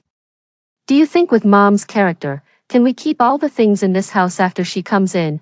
If the rescue doesn't come and we don't have supplies, how many days can we survive? Dad looked at me hesitantly, then turned around and walked into the house. I didn't see anything. You make the decision yourself. I leaned against the wall and secretly breathed a sigh of relief. Dad was different from me. I had died once and had long since given up hope for Mom. It was already very difficult for him to be able to ignore them. Now the door had been upgraded and transformed by me. As long as I didn't open it, they couldn't get in. Let them shout as much as they want. Anyway, in these crazy days, someone goes crazy every day. 2 more of them won't make a difference. I turned off the electronic cats. And went back to the room to rest. Before I thought of a countermeasure, I would temporarily ignore these 2 people. 15.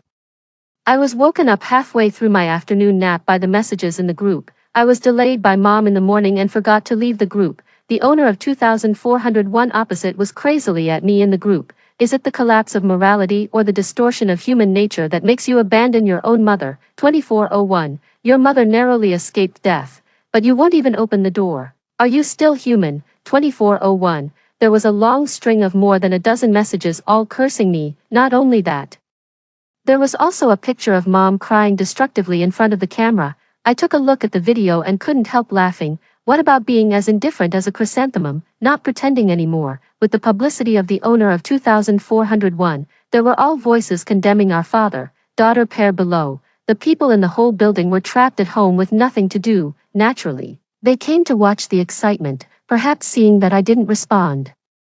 The owner of 2401 directly gave me an ultimatum. If you don't come out and face it, we will all go to your house and smash open your door, so that everyone can see what a heartless and ungrateful person you are. 2403. Many hands make light work. I couldn't let the owner of 2401 gather people together.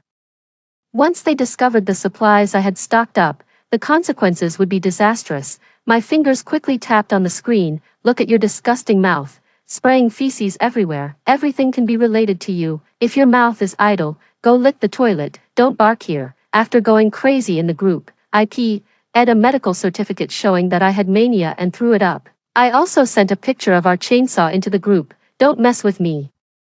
If you dare to come to my house and cause trouble, I'll kill anyone who comes. If you don't believe it, just come and try. As soon as I finished speaking, many people jumped out to agree. Her mother said before that her daughter's mental state was abnormal. So it's true, no wonder she doesn't even want her mother. She's a lunatic. Everyone was talking all at once, and they all tacitly agreed that there was something wrong with my mental state. This was all thanks to my mother. She had always presented an image of being as indifferent as a chrysanthemum to the outside world, but she often made mistakes because of this. Every time something happened, she would pull me out to take the blame. She said that my IQ had been lowered by my father and that I was mentally ill. Most of the people in the group were just watching the excitement, and no one would really risk their lives to stand up for my mother and the others. When I said this, many people became timid. And some even began to feel sorry for me. In response, I could only give a cold laugh. When I came out of the bedroom, my father was sitting upright in the living room, holding a large axe that he had just purchased in his hand. I was taken aback for a moment. Before I could speak, he said, "First, daughter, don't be afraid. Your father is here. If anyone dares to come, I'll rush up and deal with them." My heart warmed. "Dad, with you here, I'm not afraid." I knew that my mother and the others wouldn't give up. Seeing that their attacks in the group were ineffective, the 2 of them came to the door and started shouting and cursing again. I deliberately opened a small gap by the window and looked at the 2 of them. Uncle's eyes lit up instantly, and he rushed forward with a flattering smile on his face. "Good niece, your uncle has loved you the most since you were a child. I'm your real uncle. Quickly open the door for your uncle. Let your uncle in to take a hot shower, and then cook a bowl of instant noodles for your uncle. remember to add an egg. Didn't he have any idea what the current situation was like? He was really as stupid as they come. I sneered and was about to close the window. Uncle got angry, his eyes looking as if he wanted to eat me, and he rushed over to grab me. You dead girl, if you don't recognize the situation, I'll kill you. Since I dared to stand by the window, I was naturally prepared. The moment he came over, I immediately took out the stun baton in my hand and pressed it directly against his neck. He let out a scream and twitched all over. After a while, he fainted. My mother looked at me in horror, and an incredible look flashed in her eyes. He's your uncle. I smiled and waved the stun baton in my hand at her. You're my own mother, but do you want to give it a try? My mother seemed to suddenly realize something and murmured to herself, you had that dream too, didn't you?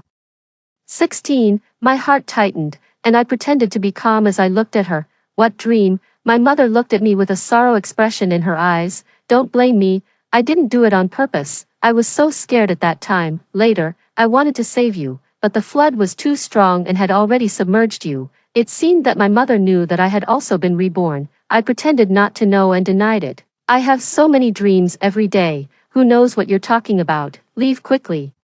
Or don't blame me for taking action against you. My mother's eyes instantly became fierce. Don't try to deceive me. No wonder you chose to go back to the community with your vulgar father. So you already knew there would be a flood, you heartless and ungrateful wretch. No matter what she said, I pretended not to understand. She continued, you deliberately took that money. You must have stocked up a lot of things, right, Zoe? You're just as selfish as your father. Quickly take out the things.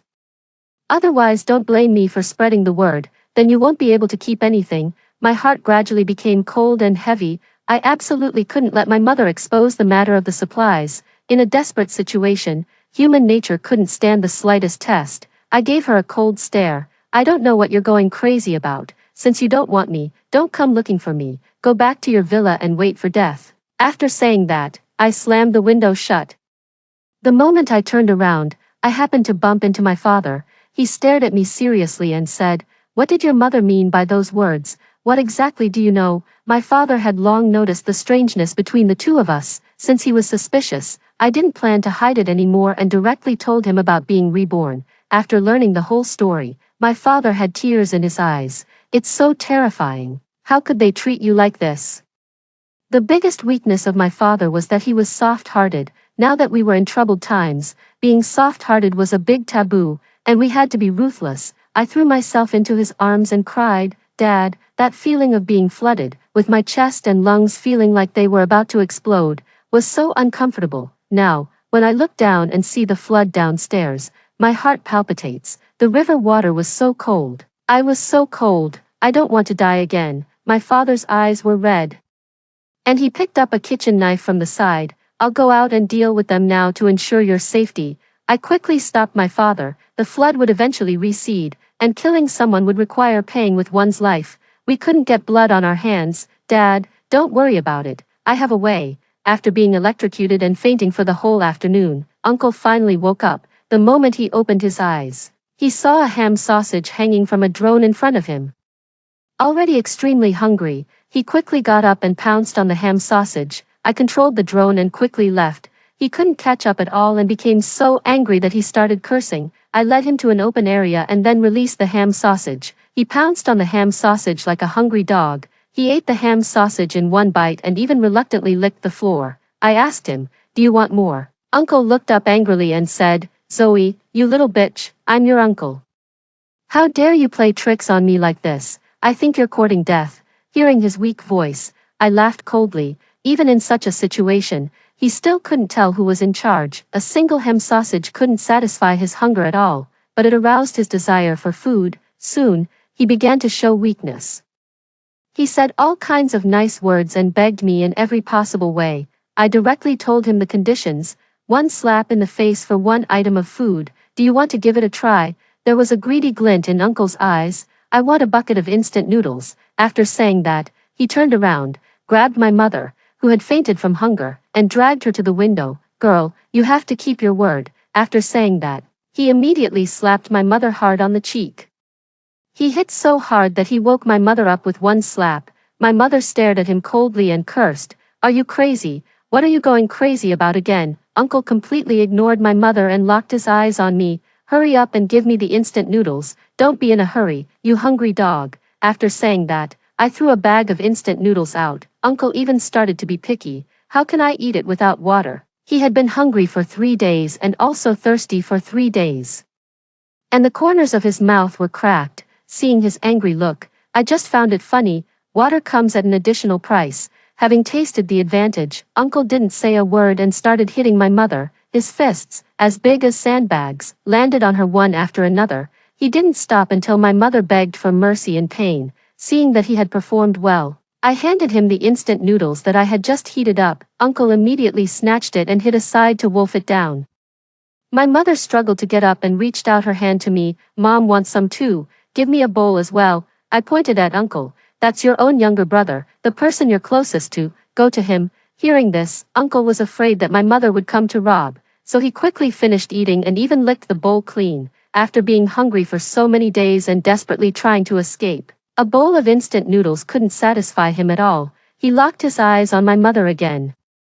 My mother was completely despaired and roared hysterically at Uncle. I'm your sister, how can you treat me like this? Uncle said coldly. When Mom left, you promised to take good care of me. If I go hungry any longer, I'll die. Letting you take a few hits isn't going to kill you. What are you barking for? Seeing that Uncle was being unreasonable, my mother turned her eyes to me again. I'm your own mother. How can you scheme against me like this? Did she remember that she was my mother now? Why didn't she think about it when she mercilessly abandoned me? I directly closed the door and didn't show her any mercy. Uncle didn't give up and still wanted to cause trouble. After 2 stuns with the stun baton, he immediately became obedient. He was used to bullying the weak and fearing the strong. Knowing that he couldn't control me, he found ways to torture my mother. He exchanged food by using this method. My mother was soon tortured to the point of being in a trance. She cast aside her original nobility and cried and begged for mercy. Zoe, Mom was wrong.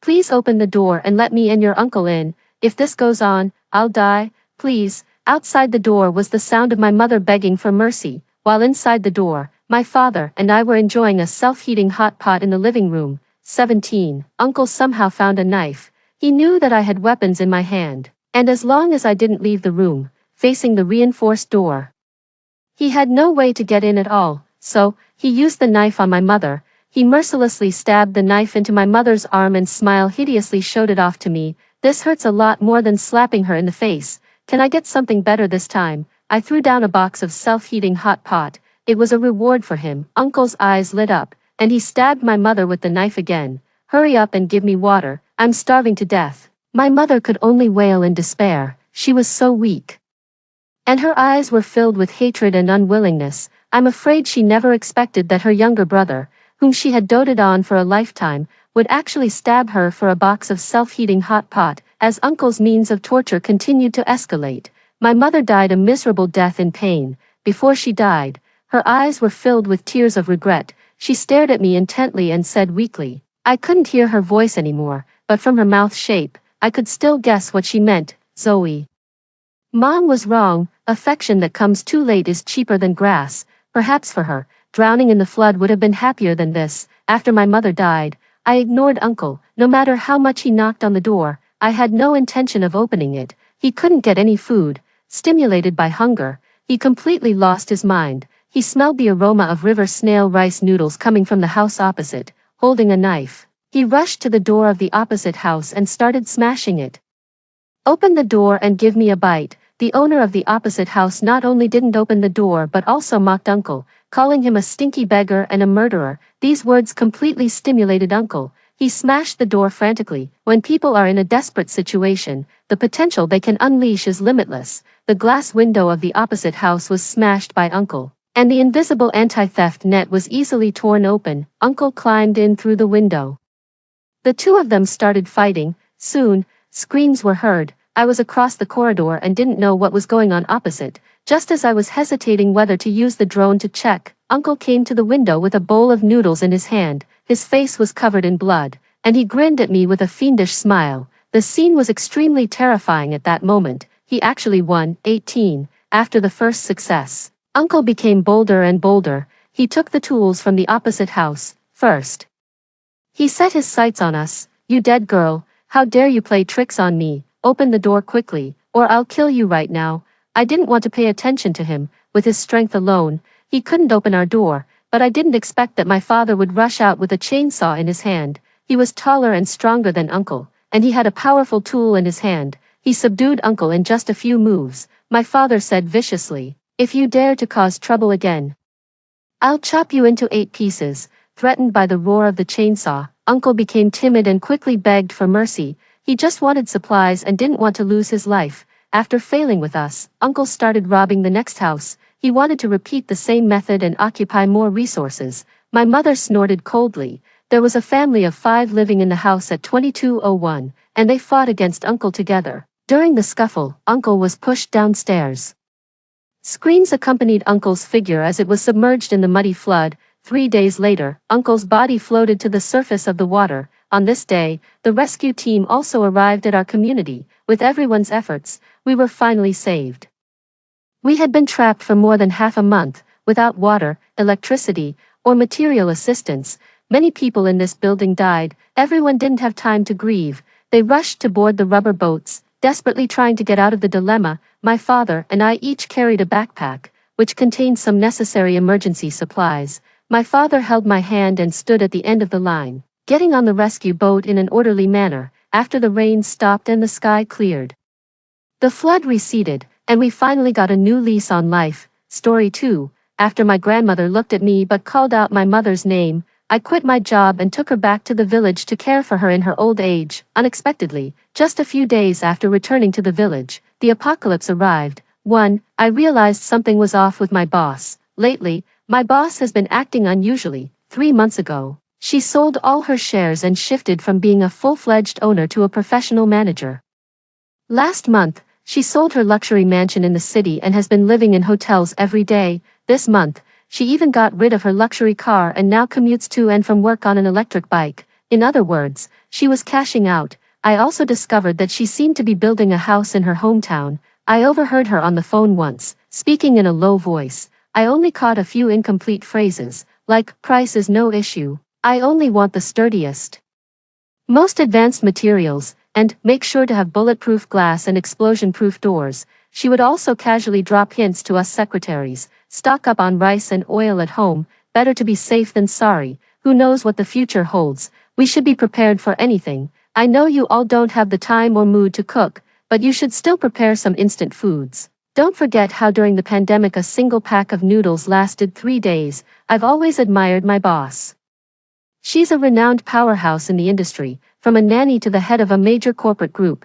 Her extensive experience and savvy are incomparable to ordinary women. Having been through ups and downs in the pharmaceutical industry for over 20 years, she has seen it all.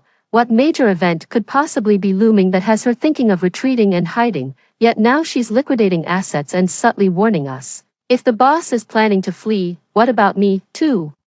My grandmother looked at me but called out my mother's name. Heavy-hearted, I returned home. Today, my boss mentioned several times that the countryside is the safest place. I could sense her anxiety, and as one of her newly promoted secretaries whom she was quite pleased with, her anxiety gave me an indescribable sense of panic. As I opened the door, I immediately saw my grandmother lying on the rocking chair on the balcony. She seemed to be asleep, and the setting sun cast a mottled light through the window curtains onto her, creating a serene yet fragile atmosphere. My heart tightened as I gently called out to her, "Grandma." I saw her slowly open her eyes and slightly lift her head. Squinting at me, she let go of the hand fan she was holding and slowly propped herself up, calling out, "Rose." A wave of immense sadness and fear engulfed me. I quickly lowered my head, clumsily put down my bag and changed my shoes while cheerfully calling out, "Grandma, did you make dinner? I feel like having mixed rice today." It took a while before I heard my grandmother respond, "Is it Ping Ping coming back? You want mixed rice? I'll go make it." I leaned against the kitchen doorframe, watching her cook and chattering about my colleagues at the company. Grandma was always smiling, occasionally glaring at me and saying, "You naughty girl," speaking ill of others behind their backs. After eating and drinking our fill, I took her for a walk downstairs.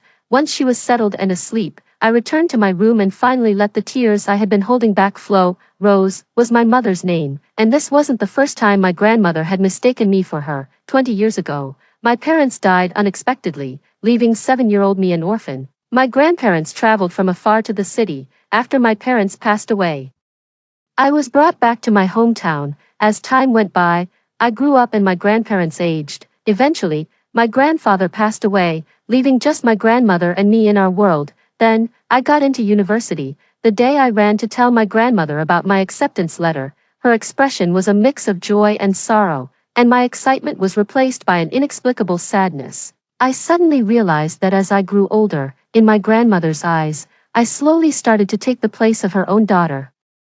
My grandmother stayed with me in this city throughout my 4 years of university, 2 years of postgraduate studies, and 3 years of working. We lived for 6 years in an old house in the old district, a house left by my parents. It had been sealed for over a decade. The first time we entered, both my grandmother and I felt a sense of surrealism. I still remember, as if it were yesterday, my parents holding me, joyously opening the door and exclaiming, "We finally have a house.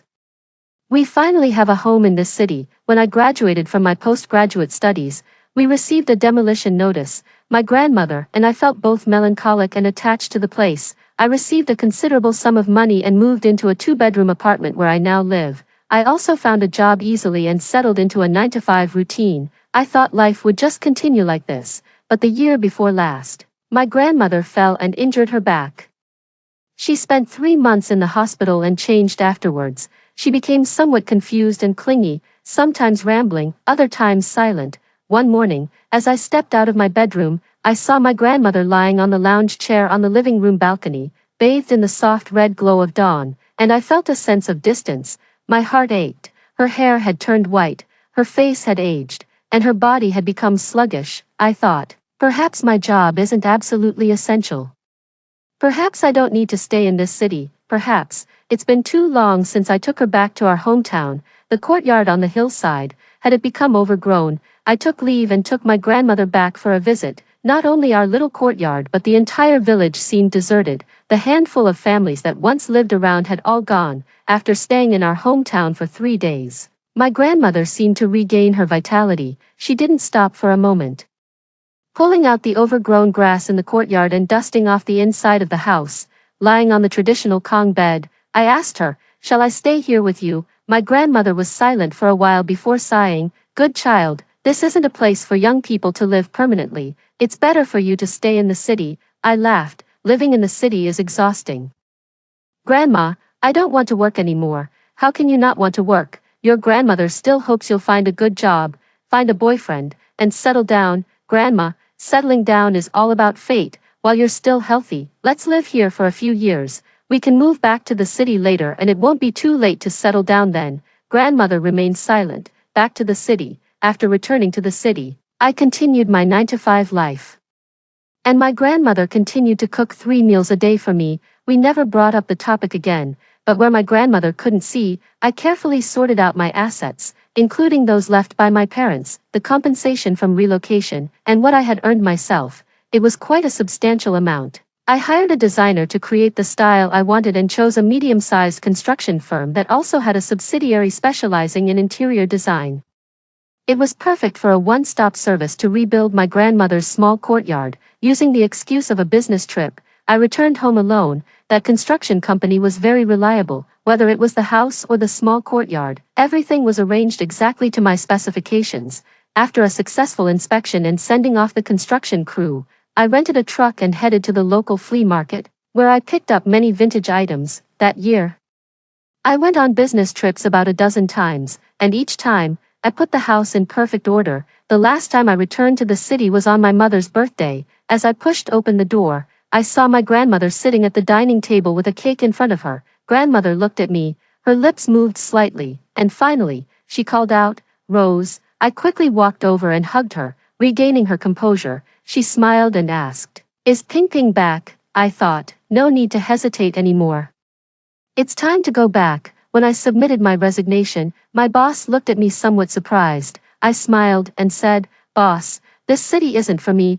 I originally came here because of my parents." After arriving, I realized that no matter what, I couldn't return to the joyful days of my childhood with my parents. Not only did I fail to recapture the feelings of my childhood, but I also burdened my grandmother, forcing her to leave her home and live alone with me in this big city.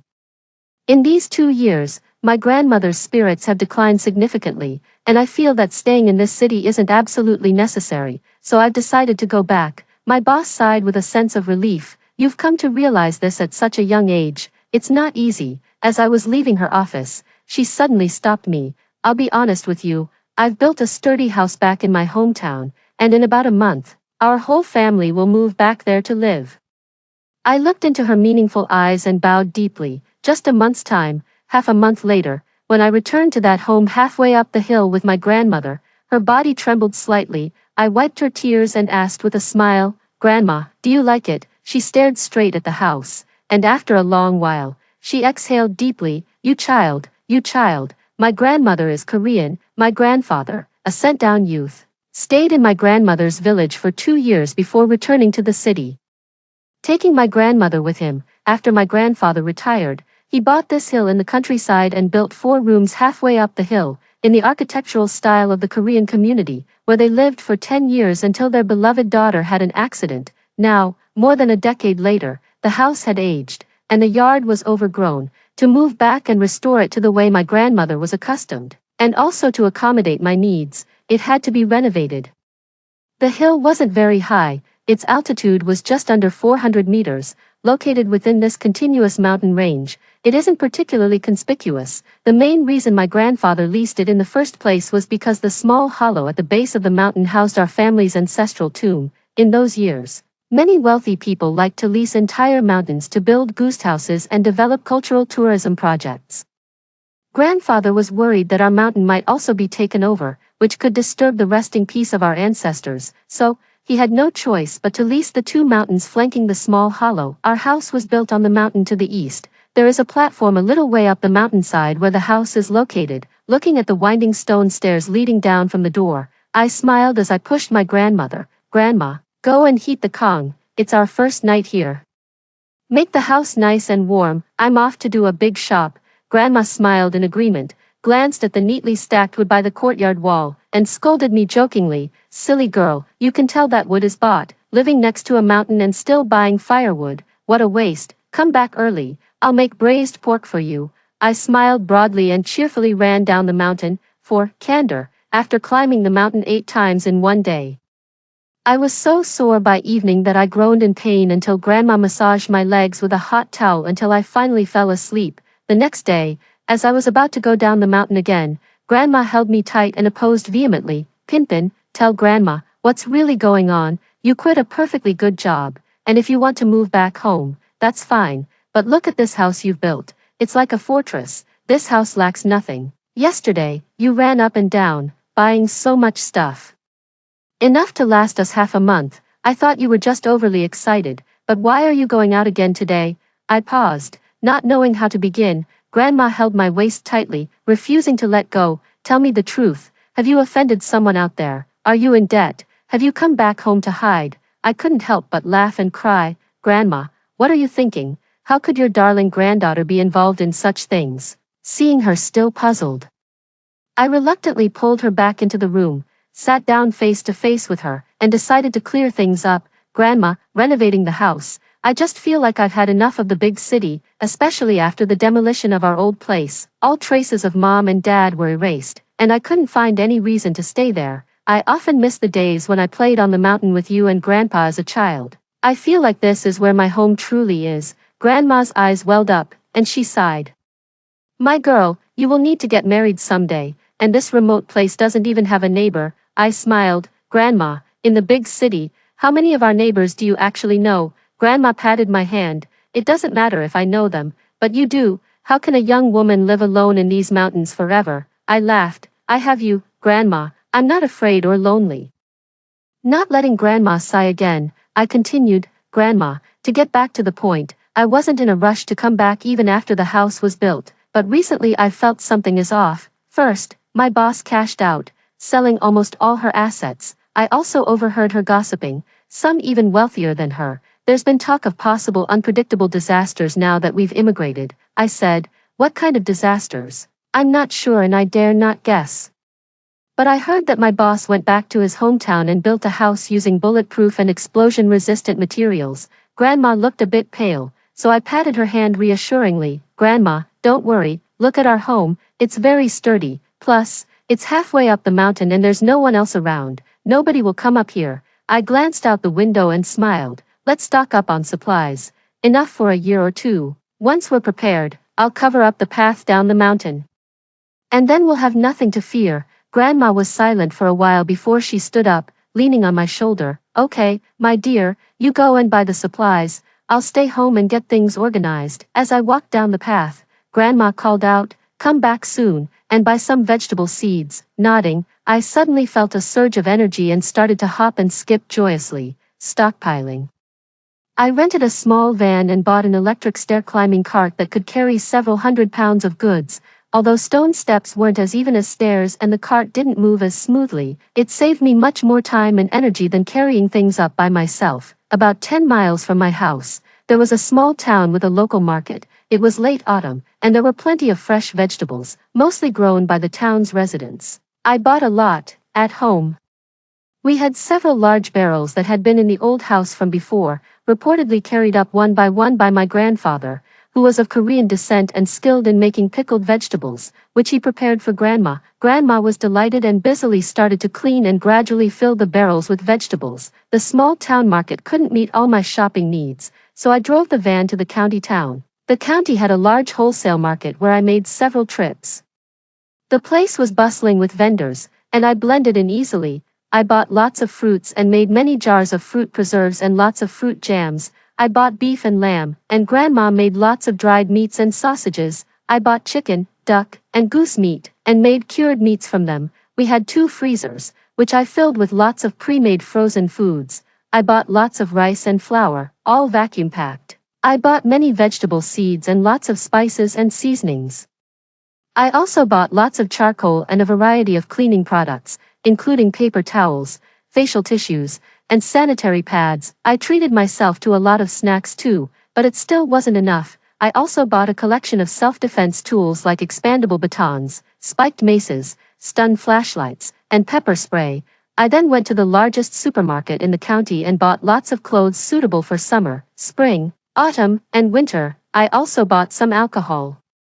Grandma used to occasionally join Grandpa for a drink when he was alive. I bought 2 diesel generators and visited several gas stations to fill up 10 barrels of diesel. I bought many empty barrels for storing water. Towards the end, I had no plan and just bought whatever I came across, whatever caught my eye. On the day the boss posted, in flight, do not disturb, on his social media, I returned the van and hitched a ride to the old village near my maternal grandfather's home.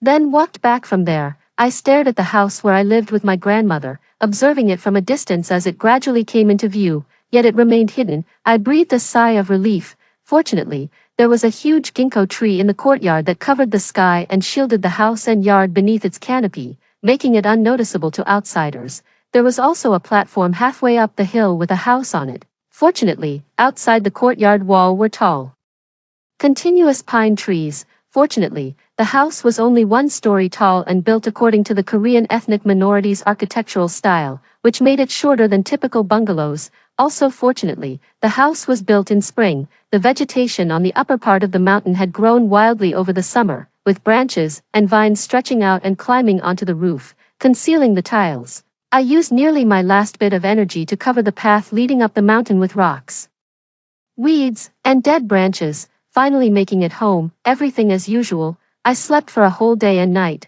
When I woke up, I felt a bit dazed. My feet were warm. I strained to look and saw that my grandmother was applying a hot towel to my feet. I sighed. Grandma, this feels so comfortable. Her gentle voice flowed into my ears and heart like a stream. Awake now. You really exhausted yourself, my girl. You went straight to sleep as soon as you got back, and nothing could wake you.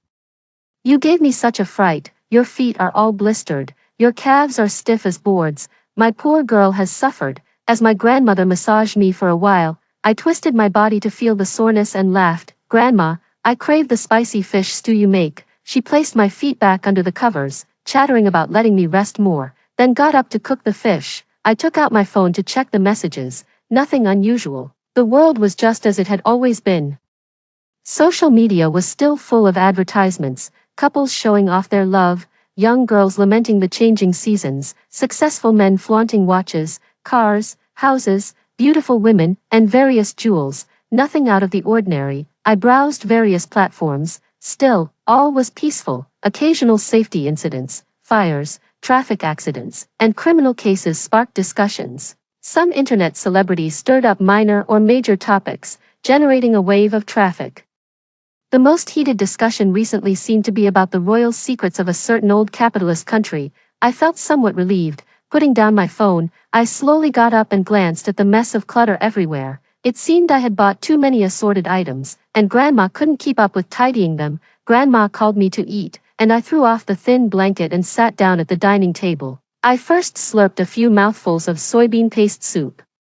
The savory broth and tender tofu warming me up inside. Grandma watched me with a smile. "No need to rush, my girl, eat slowly, that's how you take care of your stomach." I nodded. "Grandma, food cooked on a wood stove tastes better. It's been so long since I had this flavor." Grandma chuckled. "Indeed, the gas stoves in big cities just can't replicate this taste." With each sip of soup, each bite of rice, and each piece of spicy fish, the meal was filled with laughter and chatter, leaving my stomach satisfied and my spirit relaxed. After having our fill and cleaning up the dishes, I started to sort through the numerous and miscellaneous items scattered around the house. There was no wall on the east side of the courtyard. In fact, there were no walls on the east, west, or north sides of the courtyard. The west side faced a cliff and didn't require a wall, while the north and east sides were bordered by mountains, making walls unnecessary there too. On the eastern mountain, about 3 or 4 meters above the ground, there was a cave that my grandfather had stumbled upon.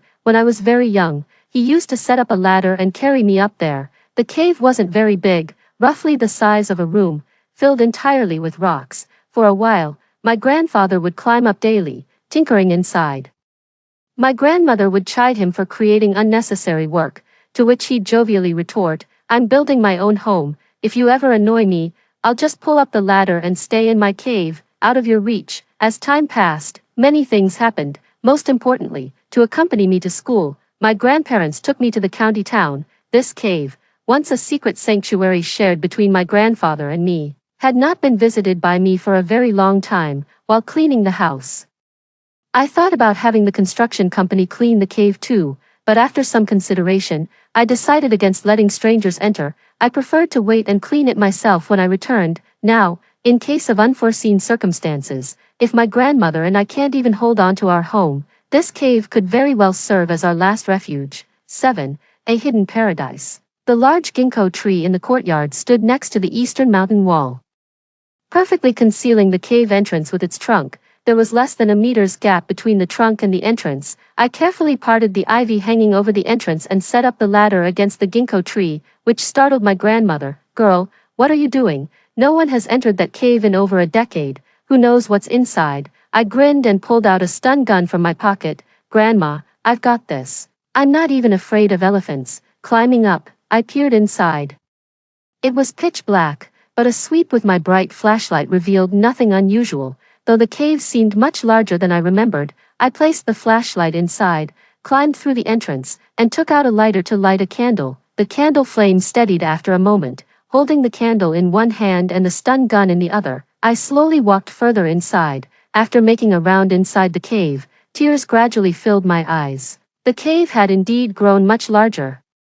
Originally just 3 or 4 meters deep, it now seemed about 7 or 8 meters deep. On the southern wall of the cave, there were 2 narrow entrances leading to 2 irregularly shaped smaller caves. The cave walls didn't show many signs of being worked on. They seemed to be natural gaps between the rocks, which my grandfather had cleared of loose soil and stones. In one of these smaller caves, deep inside, there was a small pit in the ground. Occasionally, a drop of water would fall from a protruding rock above, wetting the pit. The pit was surrounded by small stones. Apart from this small pit, the entire complex of caves, both the large and the 2 smaller ones, had floors and walls made entirely of stone, with the walls left unsmoothed and occasionally jutting out. Be cautious and you won't bump your head. The ground was smoothed out very evenly, with regular vertical strikes, a testament to Grandpa's craftsmanship. Grandma once told me that during his time as a sent-down youth in her hometown, he learned his skills from an old stonemason in the village. I wanted to take a closer look, but hearing Grandma's anxious call, I hurried to the cave entrance. "Grandma, I'm here." Grandma breathed a sigh of relief. You girl, you should have told me you were going. Is there anything messy inside, like bugs or wild birds? Glancing at the makeshift wooden door nailed up at the entrance, I smiled. No, Grandma. Grandpa really did a great job. It's very clean inside, and there's even a door. Do you want to come up and see? Grandma laughed. I'd better not. It's too high. I might bump into something. I chuckled. That's fine, but Grandma, it's really nice inside. We can store those non-perishable supplies we prepared. While nodding, Grandma walked back into the room. You go ahead with your plans, my dear. I need to tidy up the house. It's all cluttered. I can't even sleep. It's like suddenly having an extra house, a secret space no one would think of. If one day Grandma and I don't feel safe in the house, we can temporarily hide here. I felt instantly refreshed. I first carried up a water tank and placed it over a small puddle to collect water. Then, I carried up several large plastic storage boxes. I found the cave on the east side was not wide or deep but quite tall, about 3 or 4 meters high, perfect for use as a storage room, trip after trip.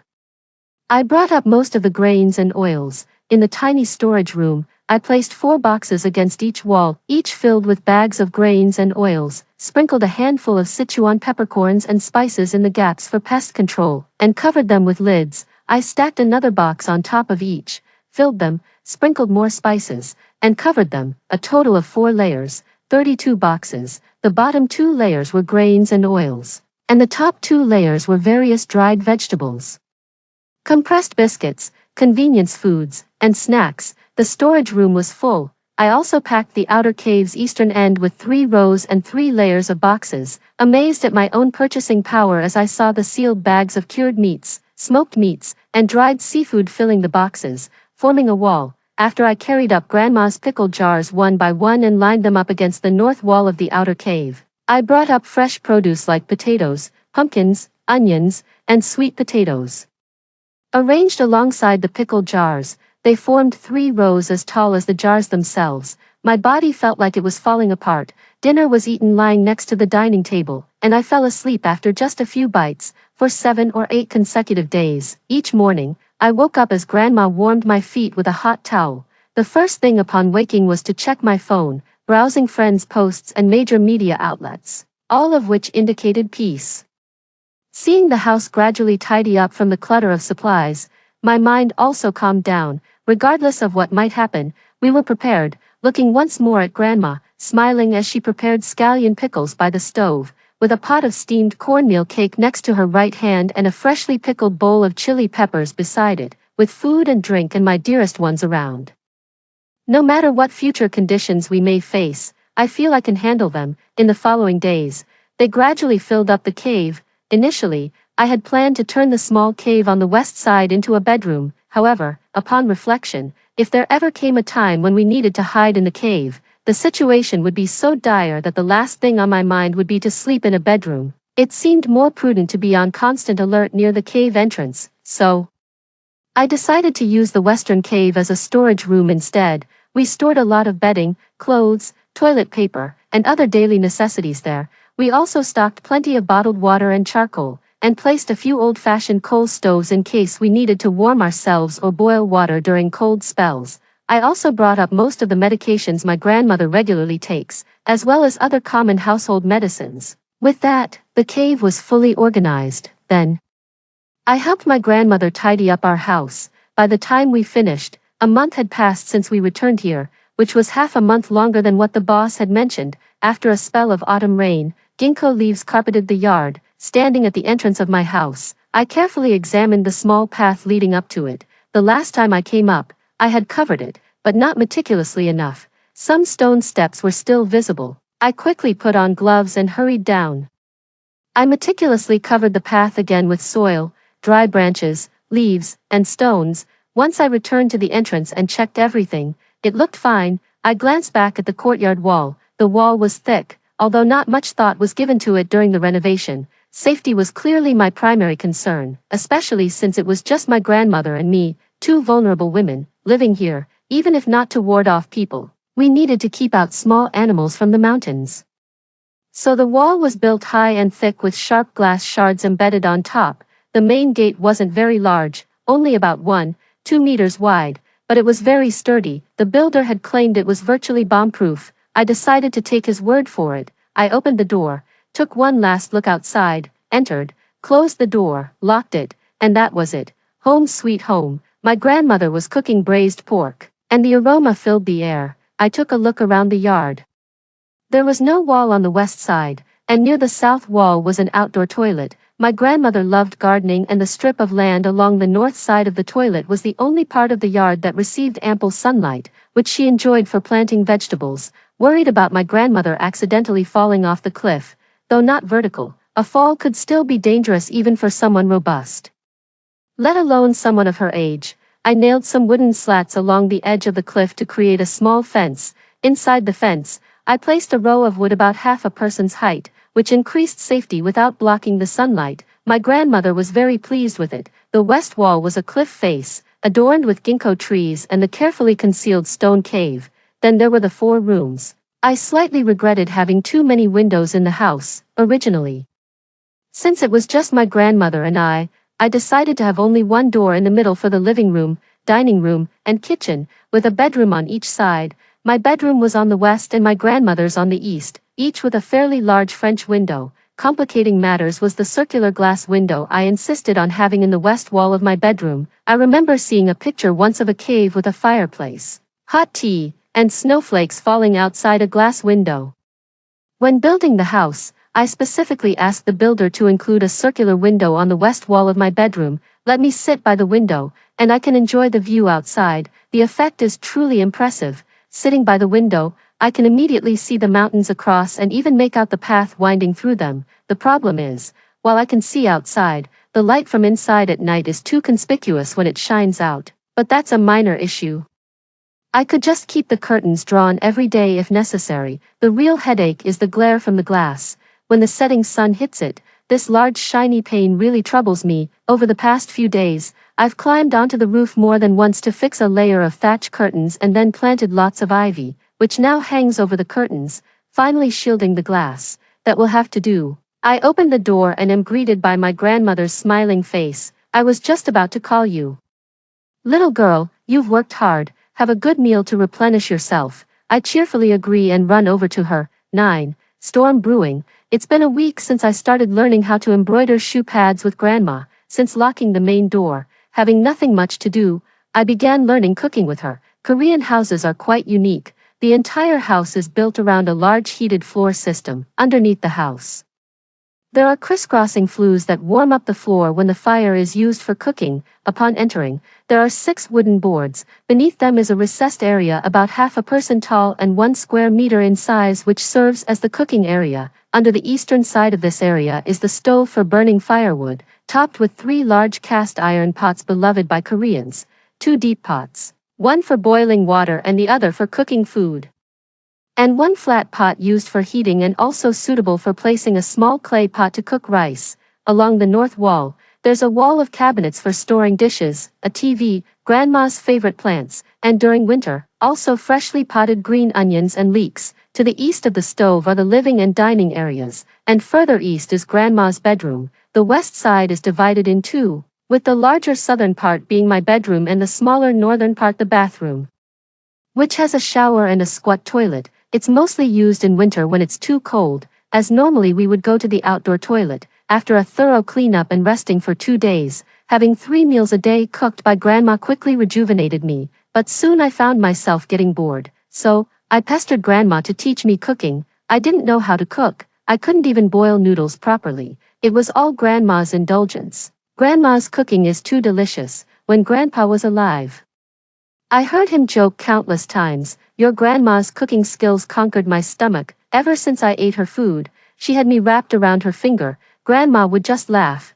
Her satisfaction mingled with mischief. I felt the same way, having been used to eating grandma's cooking. Even when dining out at star-rated restaurants with my boss, I never found their food particularly appealing. With nothing better to do and not wanting to just sit around watching TV all day, seeing grandma busy cleaning and organizing these days, I thought I might as well learn something myself. It would be nice to cook a meal for grandma, wouldn't it? Grandma is a patient teacher. How to cut pork, how to slice beef, how to prepare fish, which spices to use for kimchi. and in what proportions, how to make dough rise, how to keep the sourdough starter, how to knead dough for steamed buns, for dumplings, for noodles, for pancakes. It felt like a whole new world was opening up to me, and I was thoroughly engrossed in learning all about it.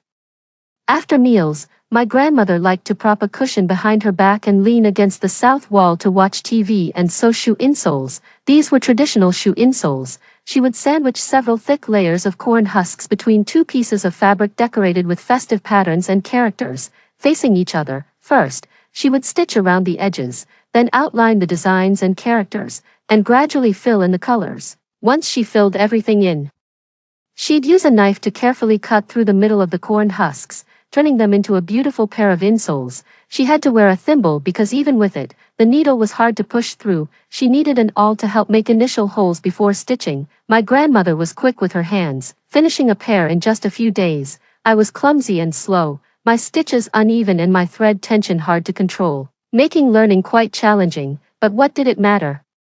My grandmother looked at me smilingly and said, "My girl has skilled hands." I was overjoyed. The second autumn rain was heavy. Waking up in the middle of the night, I could even hear the raindrops hitting the ginkgo leaves. Listening to the rain for a while, I found myself unable to sleep and instinctively reached for my phone to check messages. There were many messages in a work group chat. I opened it to find that a colleague had posted a picture after midnight. It showed an ambulance in front of the apartment building's entrance with two people in protective gear standing beside it. Then came his comment, "After a few years, I see the big whites again," followed by a string of question marks. Another pandemic. What virus is it this time? Are we going to have another lockdown? If we must lock down, it's fine. I have stockpiled food, and working from home won't be an issue. I'm just worried that spending too much time face to face with my spouse might lead to us having another kid. Optimistic of you upstairs. It's more likely marriages might break than making a baby. You guys are off topic. Shouldn't someone who knows doctors ask if it's really a virus? Yeah, if it's true, how contagious is it? Maybe check how much medical alcohol we have at home. With our past experiences, if something really happens, we should be able to control it quickly, right? A sleepless night. The next day, I felt a bit out of sorts. Grandmother touched my head and asked, "Did the rain disturb your sleep last night, girl?" I shook my head. "Grandma, I saw in my colleagues' group chat that last night an ambulance and some medical staff in protective suits took a family away from their neighborhood." Grandmother paused for a moment, then sighed. "Another virus. I'm not sure. Can't say if it's an isolated case or something more. We'll see." 10. Undercurrents stirring.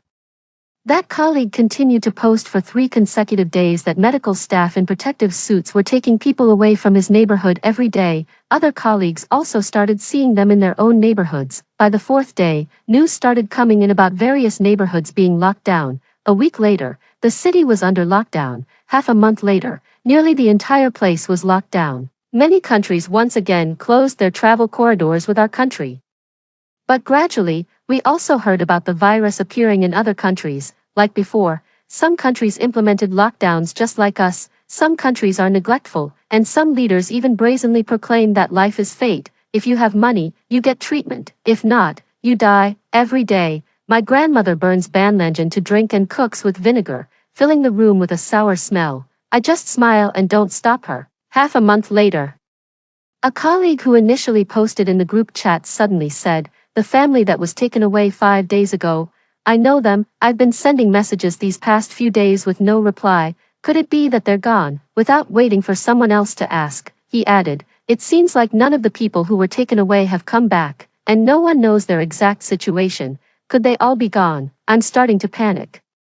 There was a long silence in the group chat until finally someone asked, "What virus is it that's so severe?" It feels like the official reports are somewhat vague. In our community, the volunteers seem a bit off. I've heard that things have been unsettled lately, and it's left me feeling uneasy. There's no official information available, and no one seems to be discussing it on major platforms. People are discussing it subtly and cautiously. Eventually, someone expressed their feelings. "I suddenly feel so insignificant and powerless. In the face of real disaster, we're like lambs to the slaughter, utterly defenseless. No, we don't even know if we're already on the chopping block, just waiting for the executioner's blade." In the days that followed, fewer and fewer people spoke up in the group. Occasionally, someone would report seeing health workers in hazmat suits in our neighborhood. speculating that some families might have been taken away. Hardly anyone joined the discussion, and it seemed like everyone had fallen into a strange silence. There was almost no official news, no one was instructed to get tested, we were just told to stay at home. When the first snow began to drift in the sky, the internet went out. I couldn't access any news anymore. It felt like the world had fallen silent in an instant. Quietly, I took out the external hard drive and played Parents' Love, which my grandmother adored, at night, lying on my soft mattress. I couldn't sleep. Is there a virus that can infect the internet? No, at least I haven't felt it. Are there any natural disasters? No, the weather is normal. It rains when it should, and it snows when it should. I haven't heard of any natural disasters elsewhere. For the first time, I felt like I was on the fringes of society, not knowing anyone inside the system, unable to glean any insider information. Now that the internet is down, I'm completely in the dark. Will we soon lose electricity and water too? My body is trembling, my stomach hurts as if a small hand is gripping it. If it let go, I could breathe, but holding on, my body convulses. I close my eyes, telling myself to stay calm, to be composed. I take a deep breath. I get up, put on my coat, walk out of the bedroom, gently open the door, and step outside. The wind carries fine snowflakes that hit my face with a slight sting. Instantly awakening me, I look up at the sky. It's a dull gray. I slowly walk to the western log wall, squinting hard to look down the road below the mountain. The countryside nights are too dark. That road isn't a main road but connects village to village. It's only 3 or 4 meters wide and unlit. I can't see anything. I think, when dawn breaks, I should be able to take a telescope, climb to the top of the mountain, and have a look. All is silent. The world seems to have come to a standstill. There are still birds singing, insects chirping, wind blowing, rain falling, and snowflakes dancing. My life with my grandmother goes on just like before the internet was cut off, eating, drinking, watching TV, sewing shoe pads. Oh no, these past few days, Grandma has been teaching me to knit a sweater. The only change is that there is too much idle time each day and not much physical labor. After discussing with my grandmother, we decided to reduce our meals from 3 to 2 a day.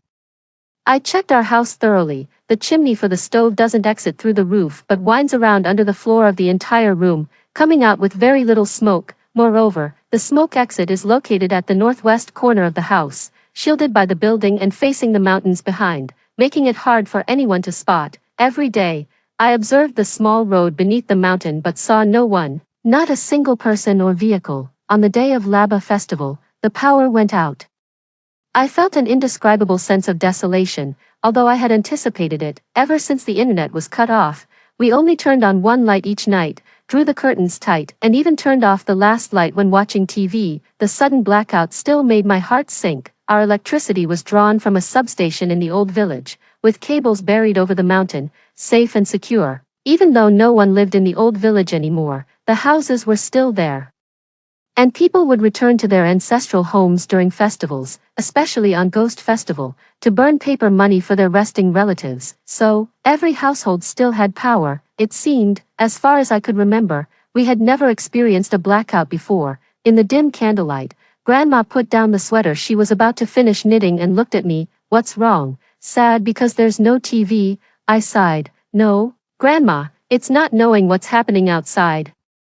Afraid to think or guess. Worried whether I can protect you, Grandma laughed. You silly child, let me tell you a story, she said. I leaned on the table, resting my chin in my hands, nodding eagerly. Grandma's lips curled into a smile, her gaze drifting as she looked at the candlelight. Grandma was the youngest girl in the family, one of 8 siblings. We were very poor, extremely poor. When I was about 3 or 4 years old, my family couldn't support me anymore. So I was sent to live with my grandmother. My grandfather had lost an arm, chopped off by the enemy soldiers, and back then, there were no hospitals like today, just a traveling doctor who treated him with folk remedies. How well could that work? He suffered through sleepless nights whenever it rained. My grandmother's back was permanently bent from running into the mountains to escape the enemy soldiers shortly after giving birth to her 3rd child, without anything to eat or drink. Of the 3 children, only your great-grandmother survived. One starved to death, and another died from illness. After a long silence, Grandma stroked my hair. Girl, you haven't lived through such hardships, never had to eat guaning clay out of hunger, nor experienced days filled with fear. You grew up in peaceful, stable times, don't be afraid. We can get through peaceful times, and we can get through difficult ones too, besides. Didn't your grandfather prepare a 2-bedroom flat for us? We won't lack food or drink, so what's there to worry about?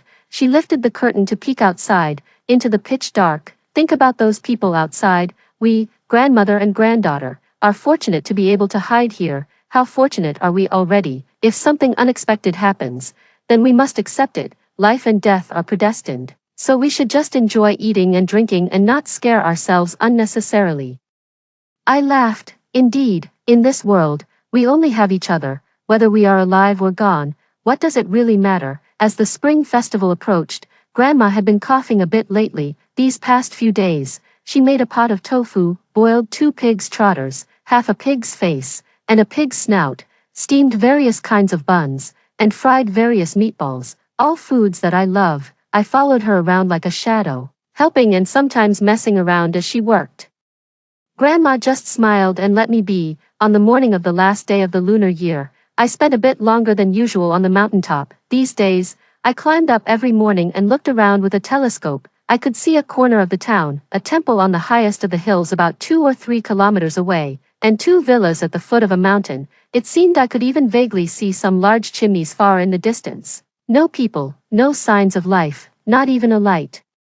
Grandma wouldn't let me climb the mountain at night. I picked an afternoon to go and lingered until it was almost dark. I saw no lights turn on, suggesting a widespread power outage. The internet was down, and I wondered if the water was out too. We don't have municipal water at home.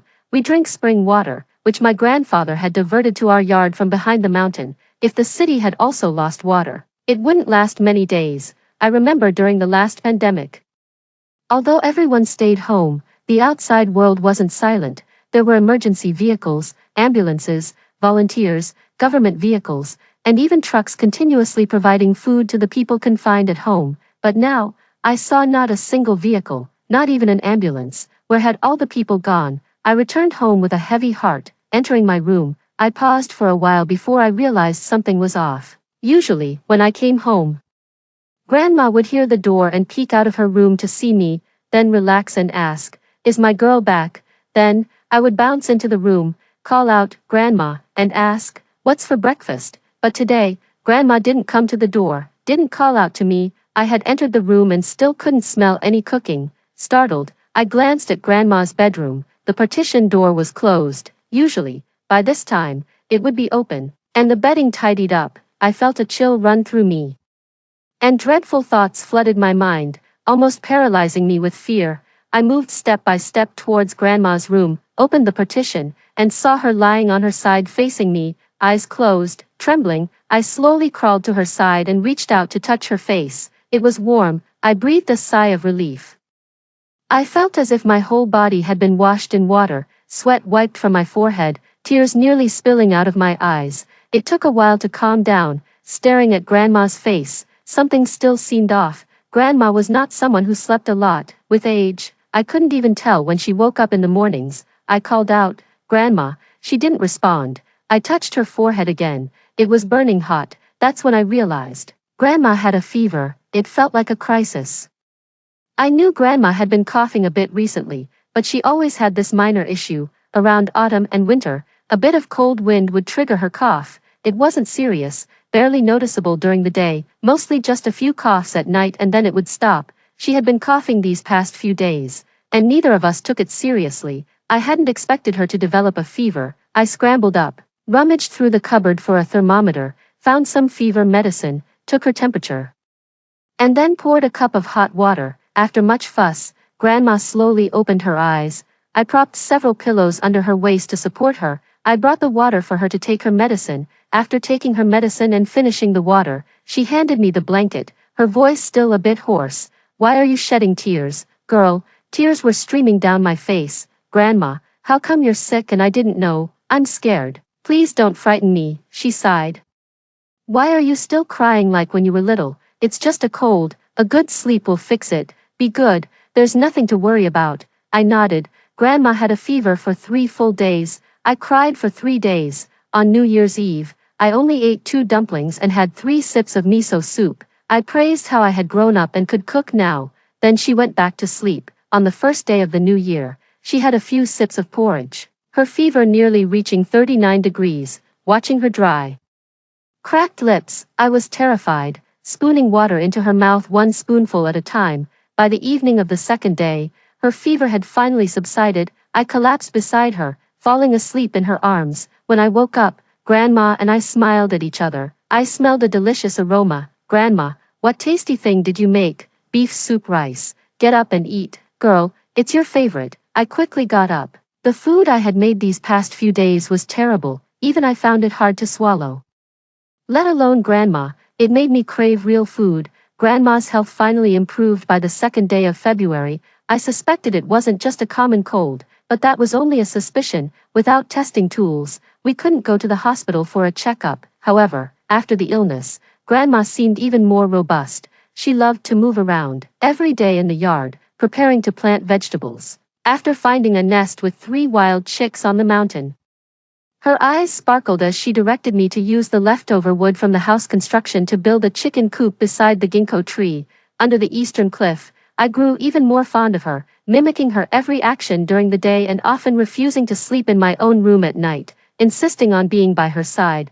Grandma seemed somewhat annoyed with me, commenting that the little girl was regressing, but I turned a deaf ear to her words. On Ghost Festival, Grandma folded some paper money out of red paper and instructed me to burn them at the doorstep. I looked at the basket of red paper money with a tinge of guilt. Despite buying many and various things, I had never thought to buy joss paper and gold ingots. I had forgotten that every ghost festival, Grandma commemorated Grandpa and my parents. I wanted to go to the cemetery at the foot of the mountain to burn them, but Grandma refused. I'm worried even when you go up the mountain. Going down is absolutely not allowed. All right. The intention reaches the divine. In the middle of the night, I woke up in a sweat from a nightmare. Getting up, my mind was still foggy, unable to remember the dream, just feeling terrified, as if I had stepped into nothingness and suddenly started falling, which jolted me awake. Fortunately, I hadn't insisted on sleeping with Grandma tonight, otherwise, my waking up in fright would have scared her too. Just as I was about to get up to get a glass of water from the living room, after a few steps, I heard a thunderous roar, and it felt like the ground shook. I sat down abruptly, turned my head, and looked towards the window. I scrambled to the window, my hands trembling as I pulled back the curtain. The sky outside was faintly red. My heart clenched, and I called out, Grandma. I hurriedly got dressed, and as I crawled out of the bedroom, Grandma's partition door also opened. I gently opened the door and saw something in the southwest corner of the sky, like a meteor falling, plummeting from midair.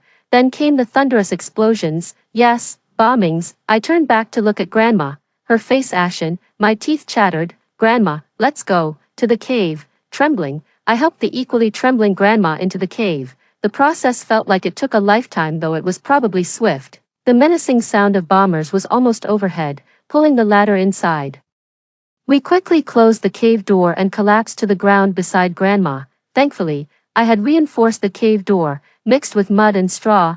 I had also inserted some thin steel bars into it, making the door much sturdier. The exterior was camouflaged to match the cliff's color, making it hard to spot the cave unless looked at closely. Taking a deep breath, I went to the innermost storage room, moved some storage boxes together to serve as a mattress, found several blankets to lay over them, helped Grandma sit on them, and then pulled over more blankets to cover us. The two of us huddled together, enduring a night filled with anxiety and dread. 14. Escape from the volcano. The following night, I quietly opened the cave door. Seeing the sky outside, there was an eerie red hue.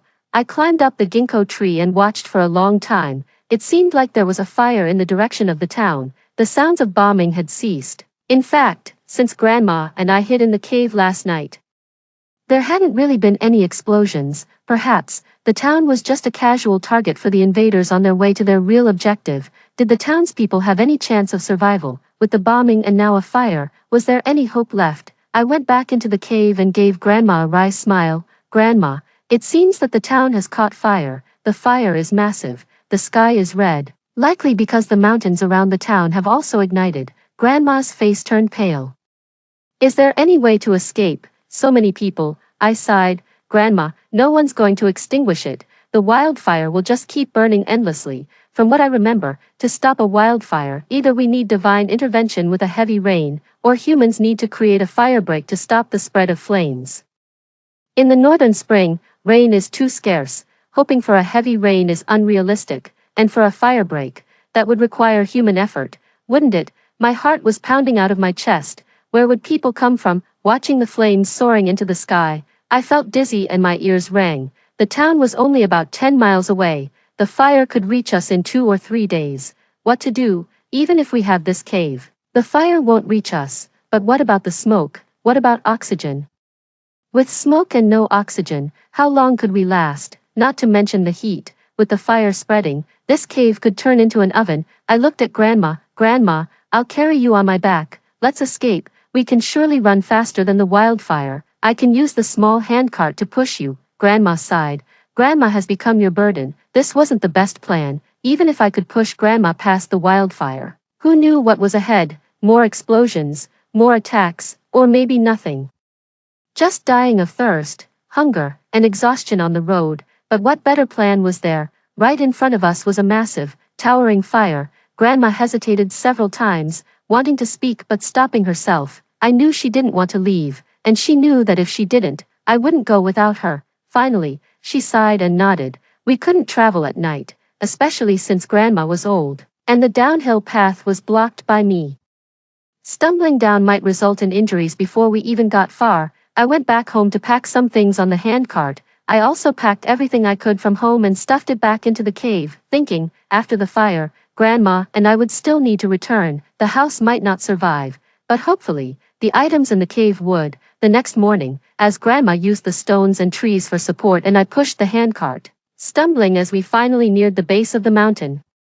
I felt a drop on my forehead. I paused, thinking it was sweat. Just as I was about to say something, I heard Grandma's voice, heavy yet joyful. Girl, it's raining. I looked up, dazed. It was raining heavily. Between the dense pines, large raindrops fell hard and fast, hitting me on the body and face. Feeling cool, I glanced at Grandma. She was crying. We started living in a cave permanently. That day, despite the heavy rain, we stumbled back home with Grandma, overwhelmed with joy and tears. I set up a small stove, lit some charcoal, boiled water, and soaked some biscuits. Grandma and I each had 2 warm bowls, followed by 2 bowls of cold remedy, feeling cozily warm, with a sense of relief as if surviving a great ordeal. From then on, we lived in the cave permanently. During the day, we would come down to the house to clean and cook, and at night, return to sleep in the cave. For the first month, I was reluctant to let Grandma come down. For the first 10 days, I was even afraid to come down myself. Later, when we didn't hear any unusual noises after that one night, I ventured to come down first. I cleaned the house, cooked meals. Gradually, Grandma also came down and walked around the yard. In May, Grandma planted some vegetables, bok choy, mustard greens, and cherry radishes, saying they grow quickly and can be harvested in just over 20 days, which is convenient. Sure enough, after 20 days, we enjoyed stir-fried mustard greens and bok choy. And cherry radishes became my snack. Later, we planted some tomatoes and cucumbers, and a few chili plants in the corners. Of the 3 wild chickens in the coop, 2 survived. I was heartbroken, but these 2 grew quickly. Now they no longer stayed confined in the coop but freely flew around the mountains, only returning to the coop to rest at night. One day in June, I climbed to the mountain top again. The small town had indeed become ruins. The mountains around the town also looked lifeless and dark. The high-voltage cables were broken. In the distance, the large blades of the wind turbines on the high mountains were still slowly turning, but summer had arrived, and the trees were growing wildly, full of life at a glance. Except there were no people. I said to Grandma, Grandma, it seems like we are the only 2 people left in this world. Grandma laughed. Silly girl. There must be others. Humans are very resilient and can survive any environment. I nodded slowly. I suddenly thought of my boss and my colleagues, wondering how they were doing, wondering if they could survive. These days, Grandma was engrossed in gardening. The small yard was clearly not enough, so she bravely planted outside the main gate onions, garlic, radishes, potatoes, beans, eggplants, and more. Unfortunately, the land wasn't great, so we could only plant a little here and there, in every nook and cranny. Some sprouts that had barely emerged were bent by stones. The light was also poor. with trees too tall and dense, only allowing some dappled sunlight to penetrate at noon, so the vegetables don't look too good, but Grandma says it's okay, as long as they can grow and leave seeds, they will do better next year. Grandma is also obsessed with making clothes. She makes shorts and t-shirts for me, long clothes and pants, padded jackets and trousers, and even underwear, luckily. I knew Grandma liked making clothes, so when I bought supplies, I purchased a lot of fabric and accessories from a small wholesale market to keep her entertained. I don't really understand all this, and I can't even tell if the fabrics are pure cotton, but watching Grandma skillfully cutting them, saying this fabric is soft and stretchy, perfect for underwear, or that fabric is stiff and slightly rough, suitable only for outerwear, and another with bright patterns ideal for a little skirt, is quite fascinating. I found it interesting, and Grandma pulled me in to join her, how to pattern, how to cut, how to sew, how to finish the edges. I enjoyed learning it all. I can't remember which day it was, but I sat across from Grandma, sewing a pair of socks while listening to her stories from her childhood. Suddenly, I felt as if I'd returned to my childhood, back to a distant past, a time of primitive farming and fire. As winter came, we moved back home, though the cave wasn't very cold. Grandma's knees always hurt, and her back wasn't great either, lying on a storage box. No matter how thick the padding, she couldn't sleep well. We needed to heat the kong, traditional heated bed. After a few days of testing without any issues, we moved back from the cave, but I refused to sleep in my own room, insisting on sleeping with Grandma to feel secure. Grandma always smiled, stroked my hair, and whispered, "Sleep, sleep." Spring arrived, on the mountain to the west.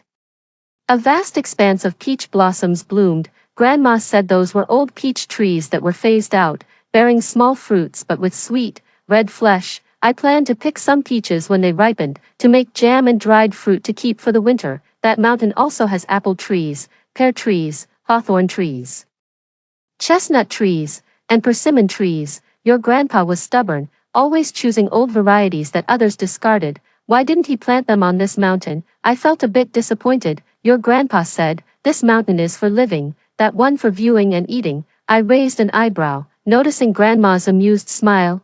Grandma, was Grandpa being romantic? Grandma glared at me. "Silly girl, what romantic? Your grandpa was just bored after retirement, keeping himself busy and fit."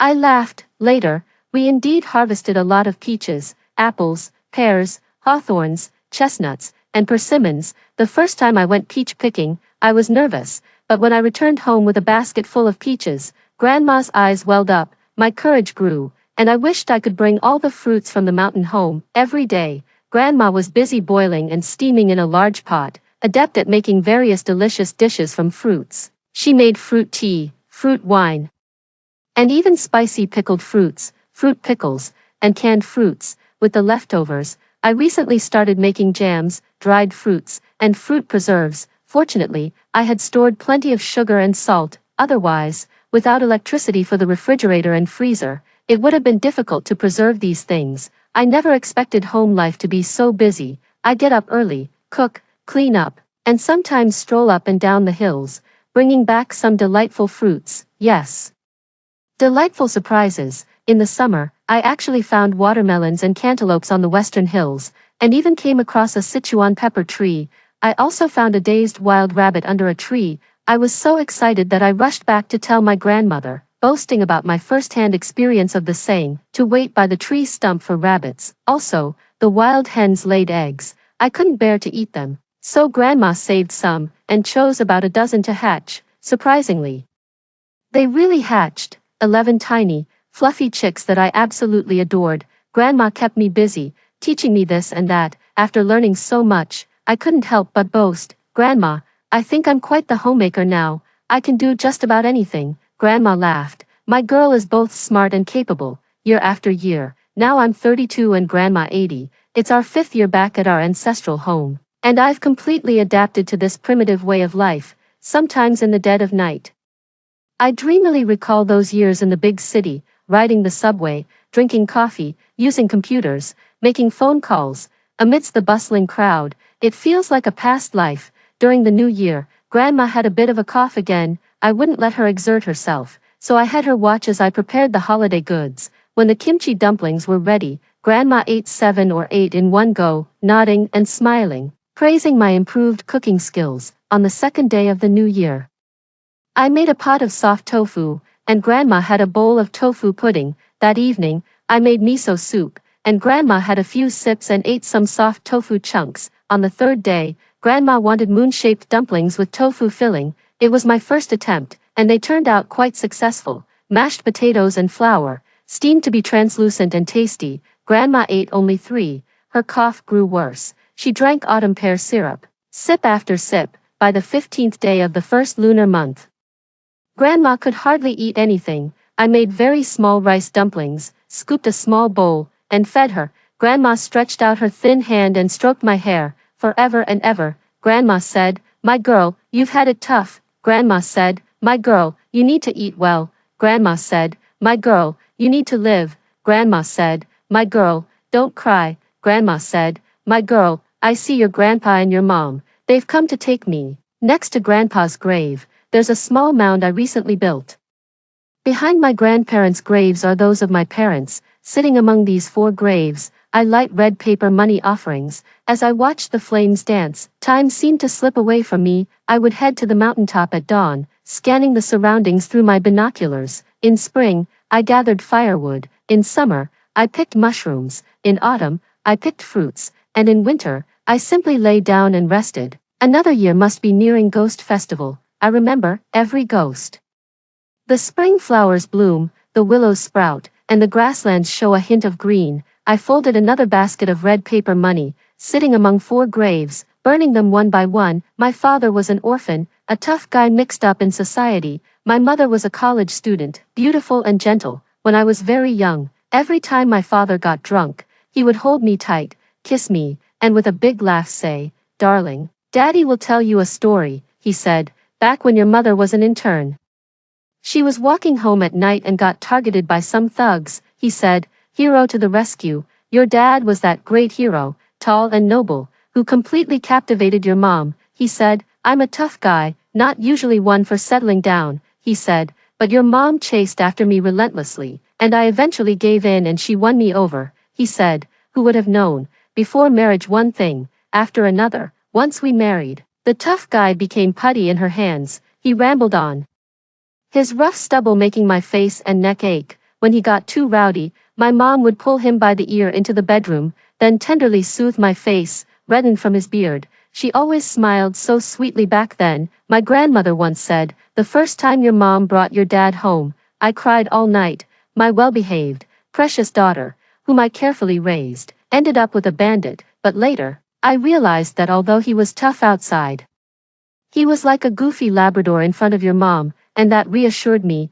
Your grandfather, he was funny. The first time his son-in-law visited, he saw me crying and got upset with me, saying as long as his daughter was happy, it didn't matter who she married. But secretly, he smoked all night long. Eventually, your dad was clever, charming his father-in-law, and they would drink together, becoming close as brothers. Wiping away a tear, I reflected on those gone before me, my parents, my grandfather, and my grandmother. My grandmother told me not to cry. "Grandma, I'm not crying. Every day I eat, I sew shoe pads, I make clothes, I knit sweaters, I take care of a flock of wild chickens, and I've even taken in some wild rabbits to raise. This year, I plan to plant potatoes and some pumpkins, hoping to steam some pumpkin buns. I check the supplies in the cave daily, ensuring they're free of insects, still plentiful. I had enough supplies to last a lifetime." At the age of 35, as spring blossomed once again, I performed another ritual burning of red paper money among my grandparents and parents.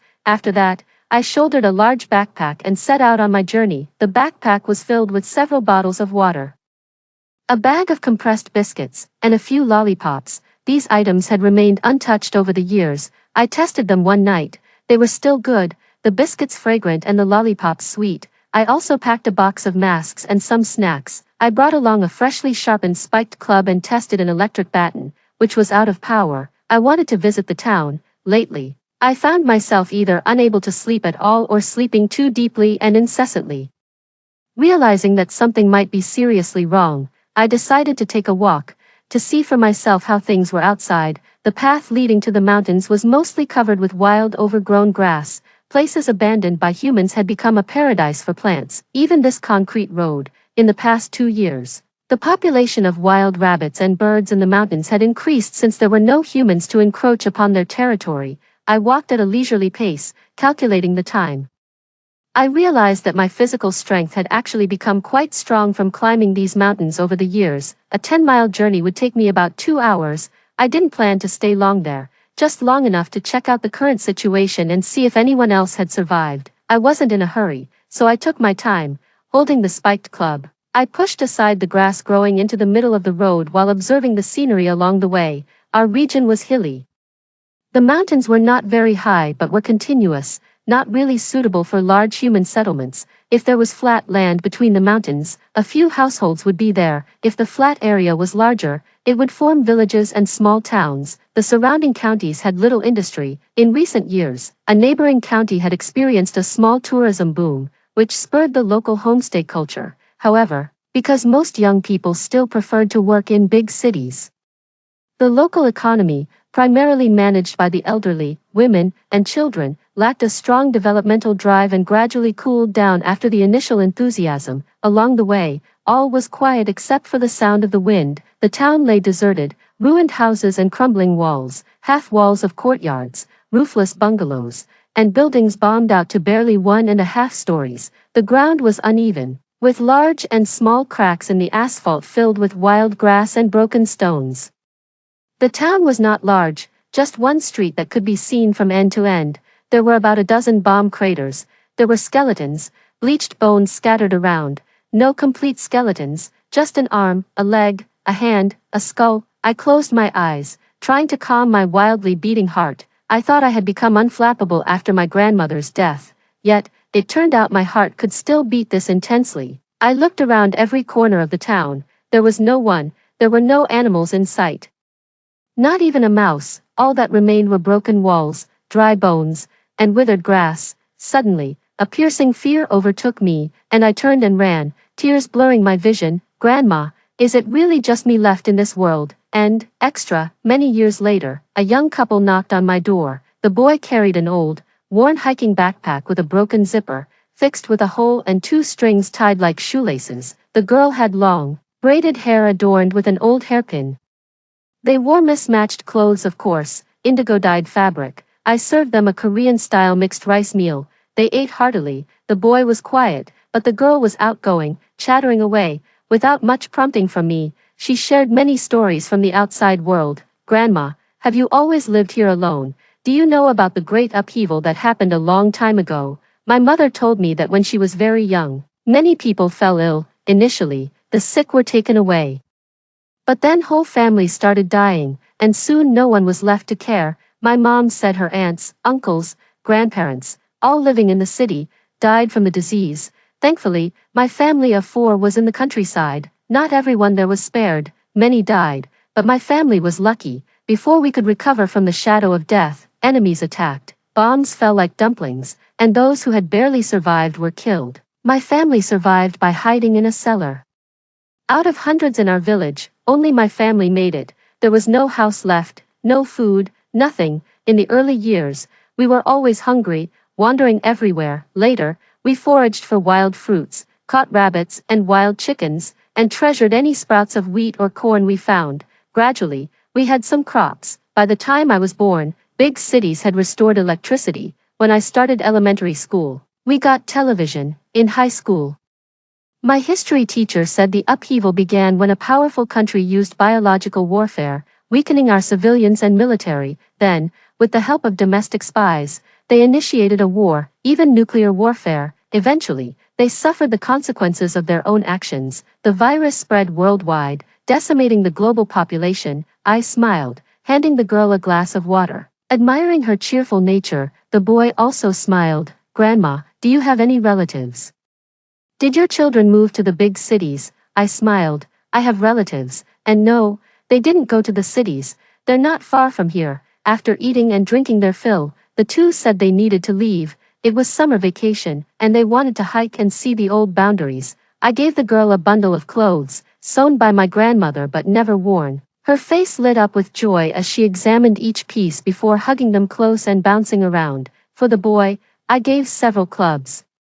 2 old cell phones without batteries, and a laptop. He looked astonished. Grandma, these are priceless treasures.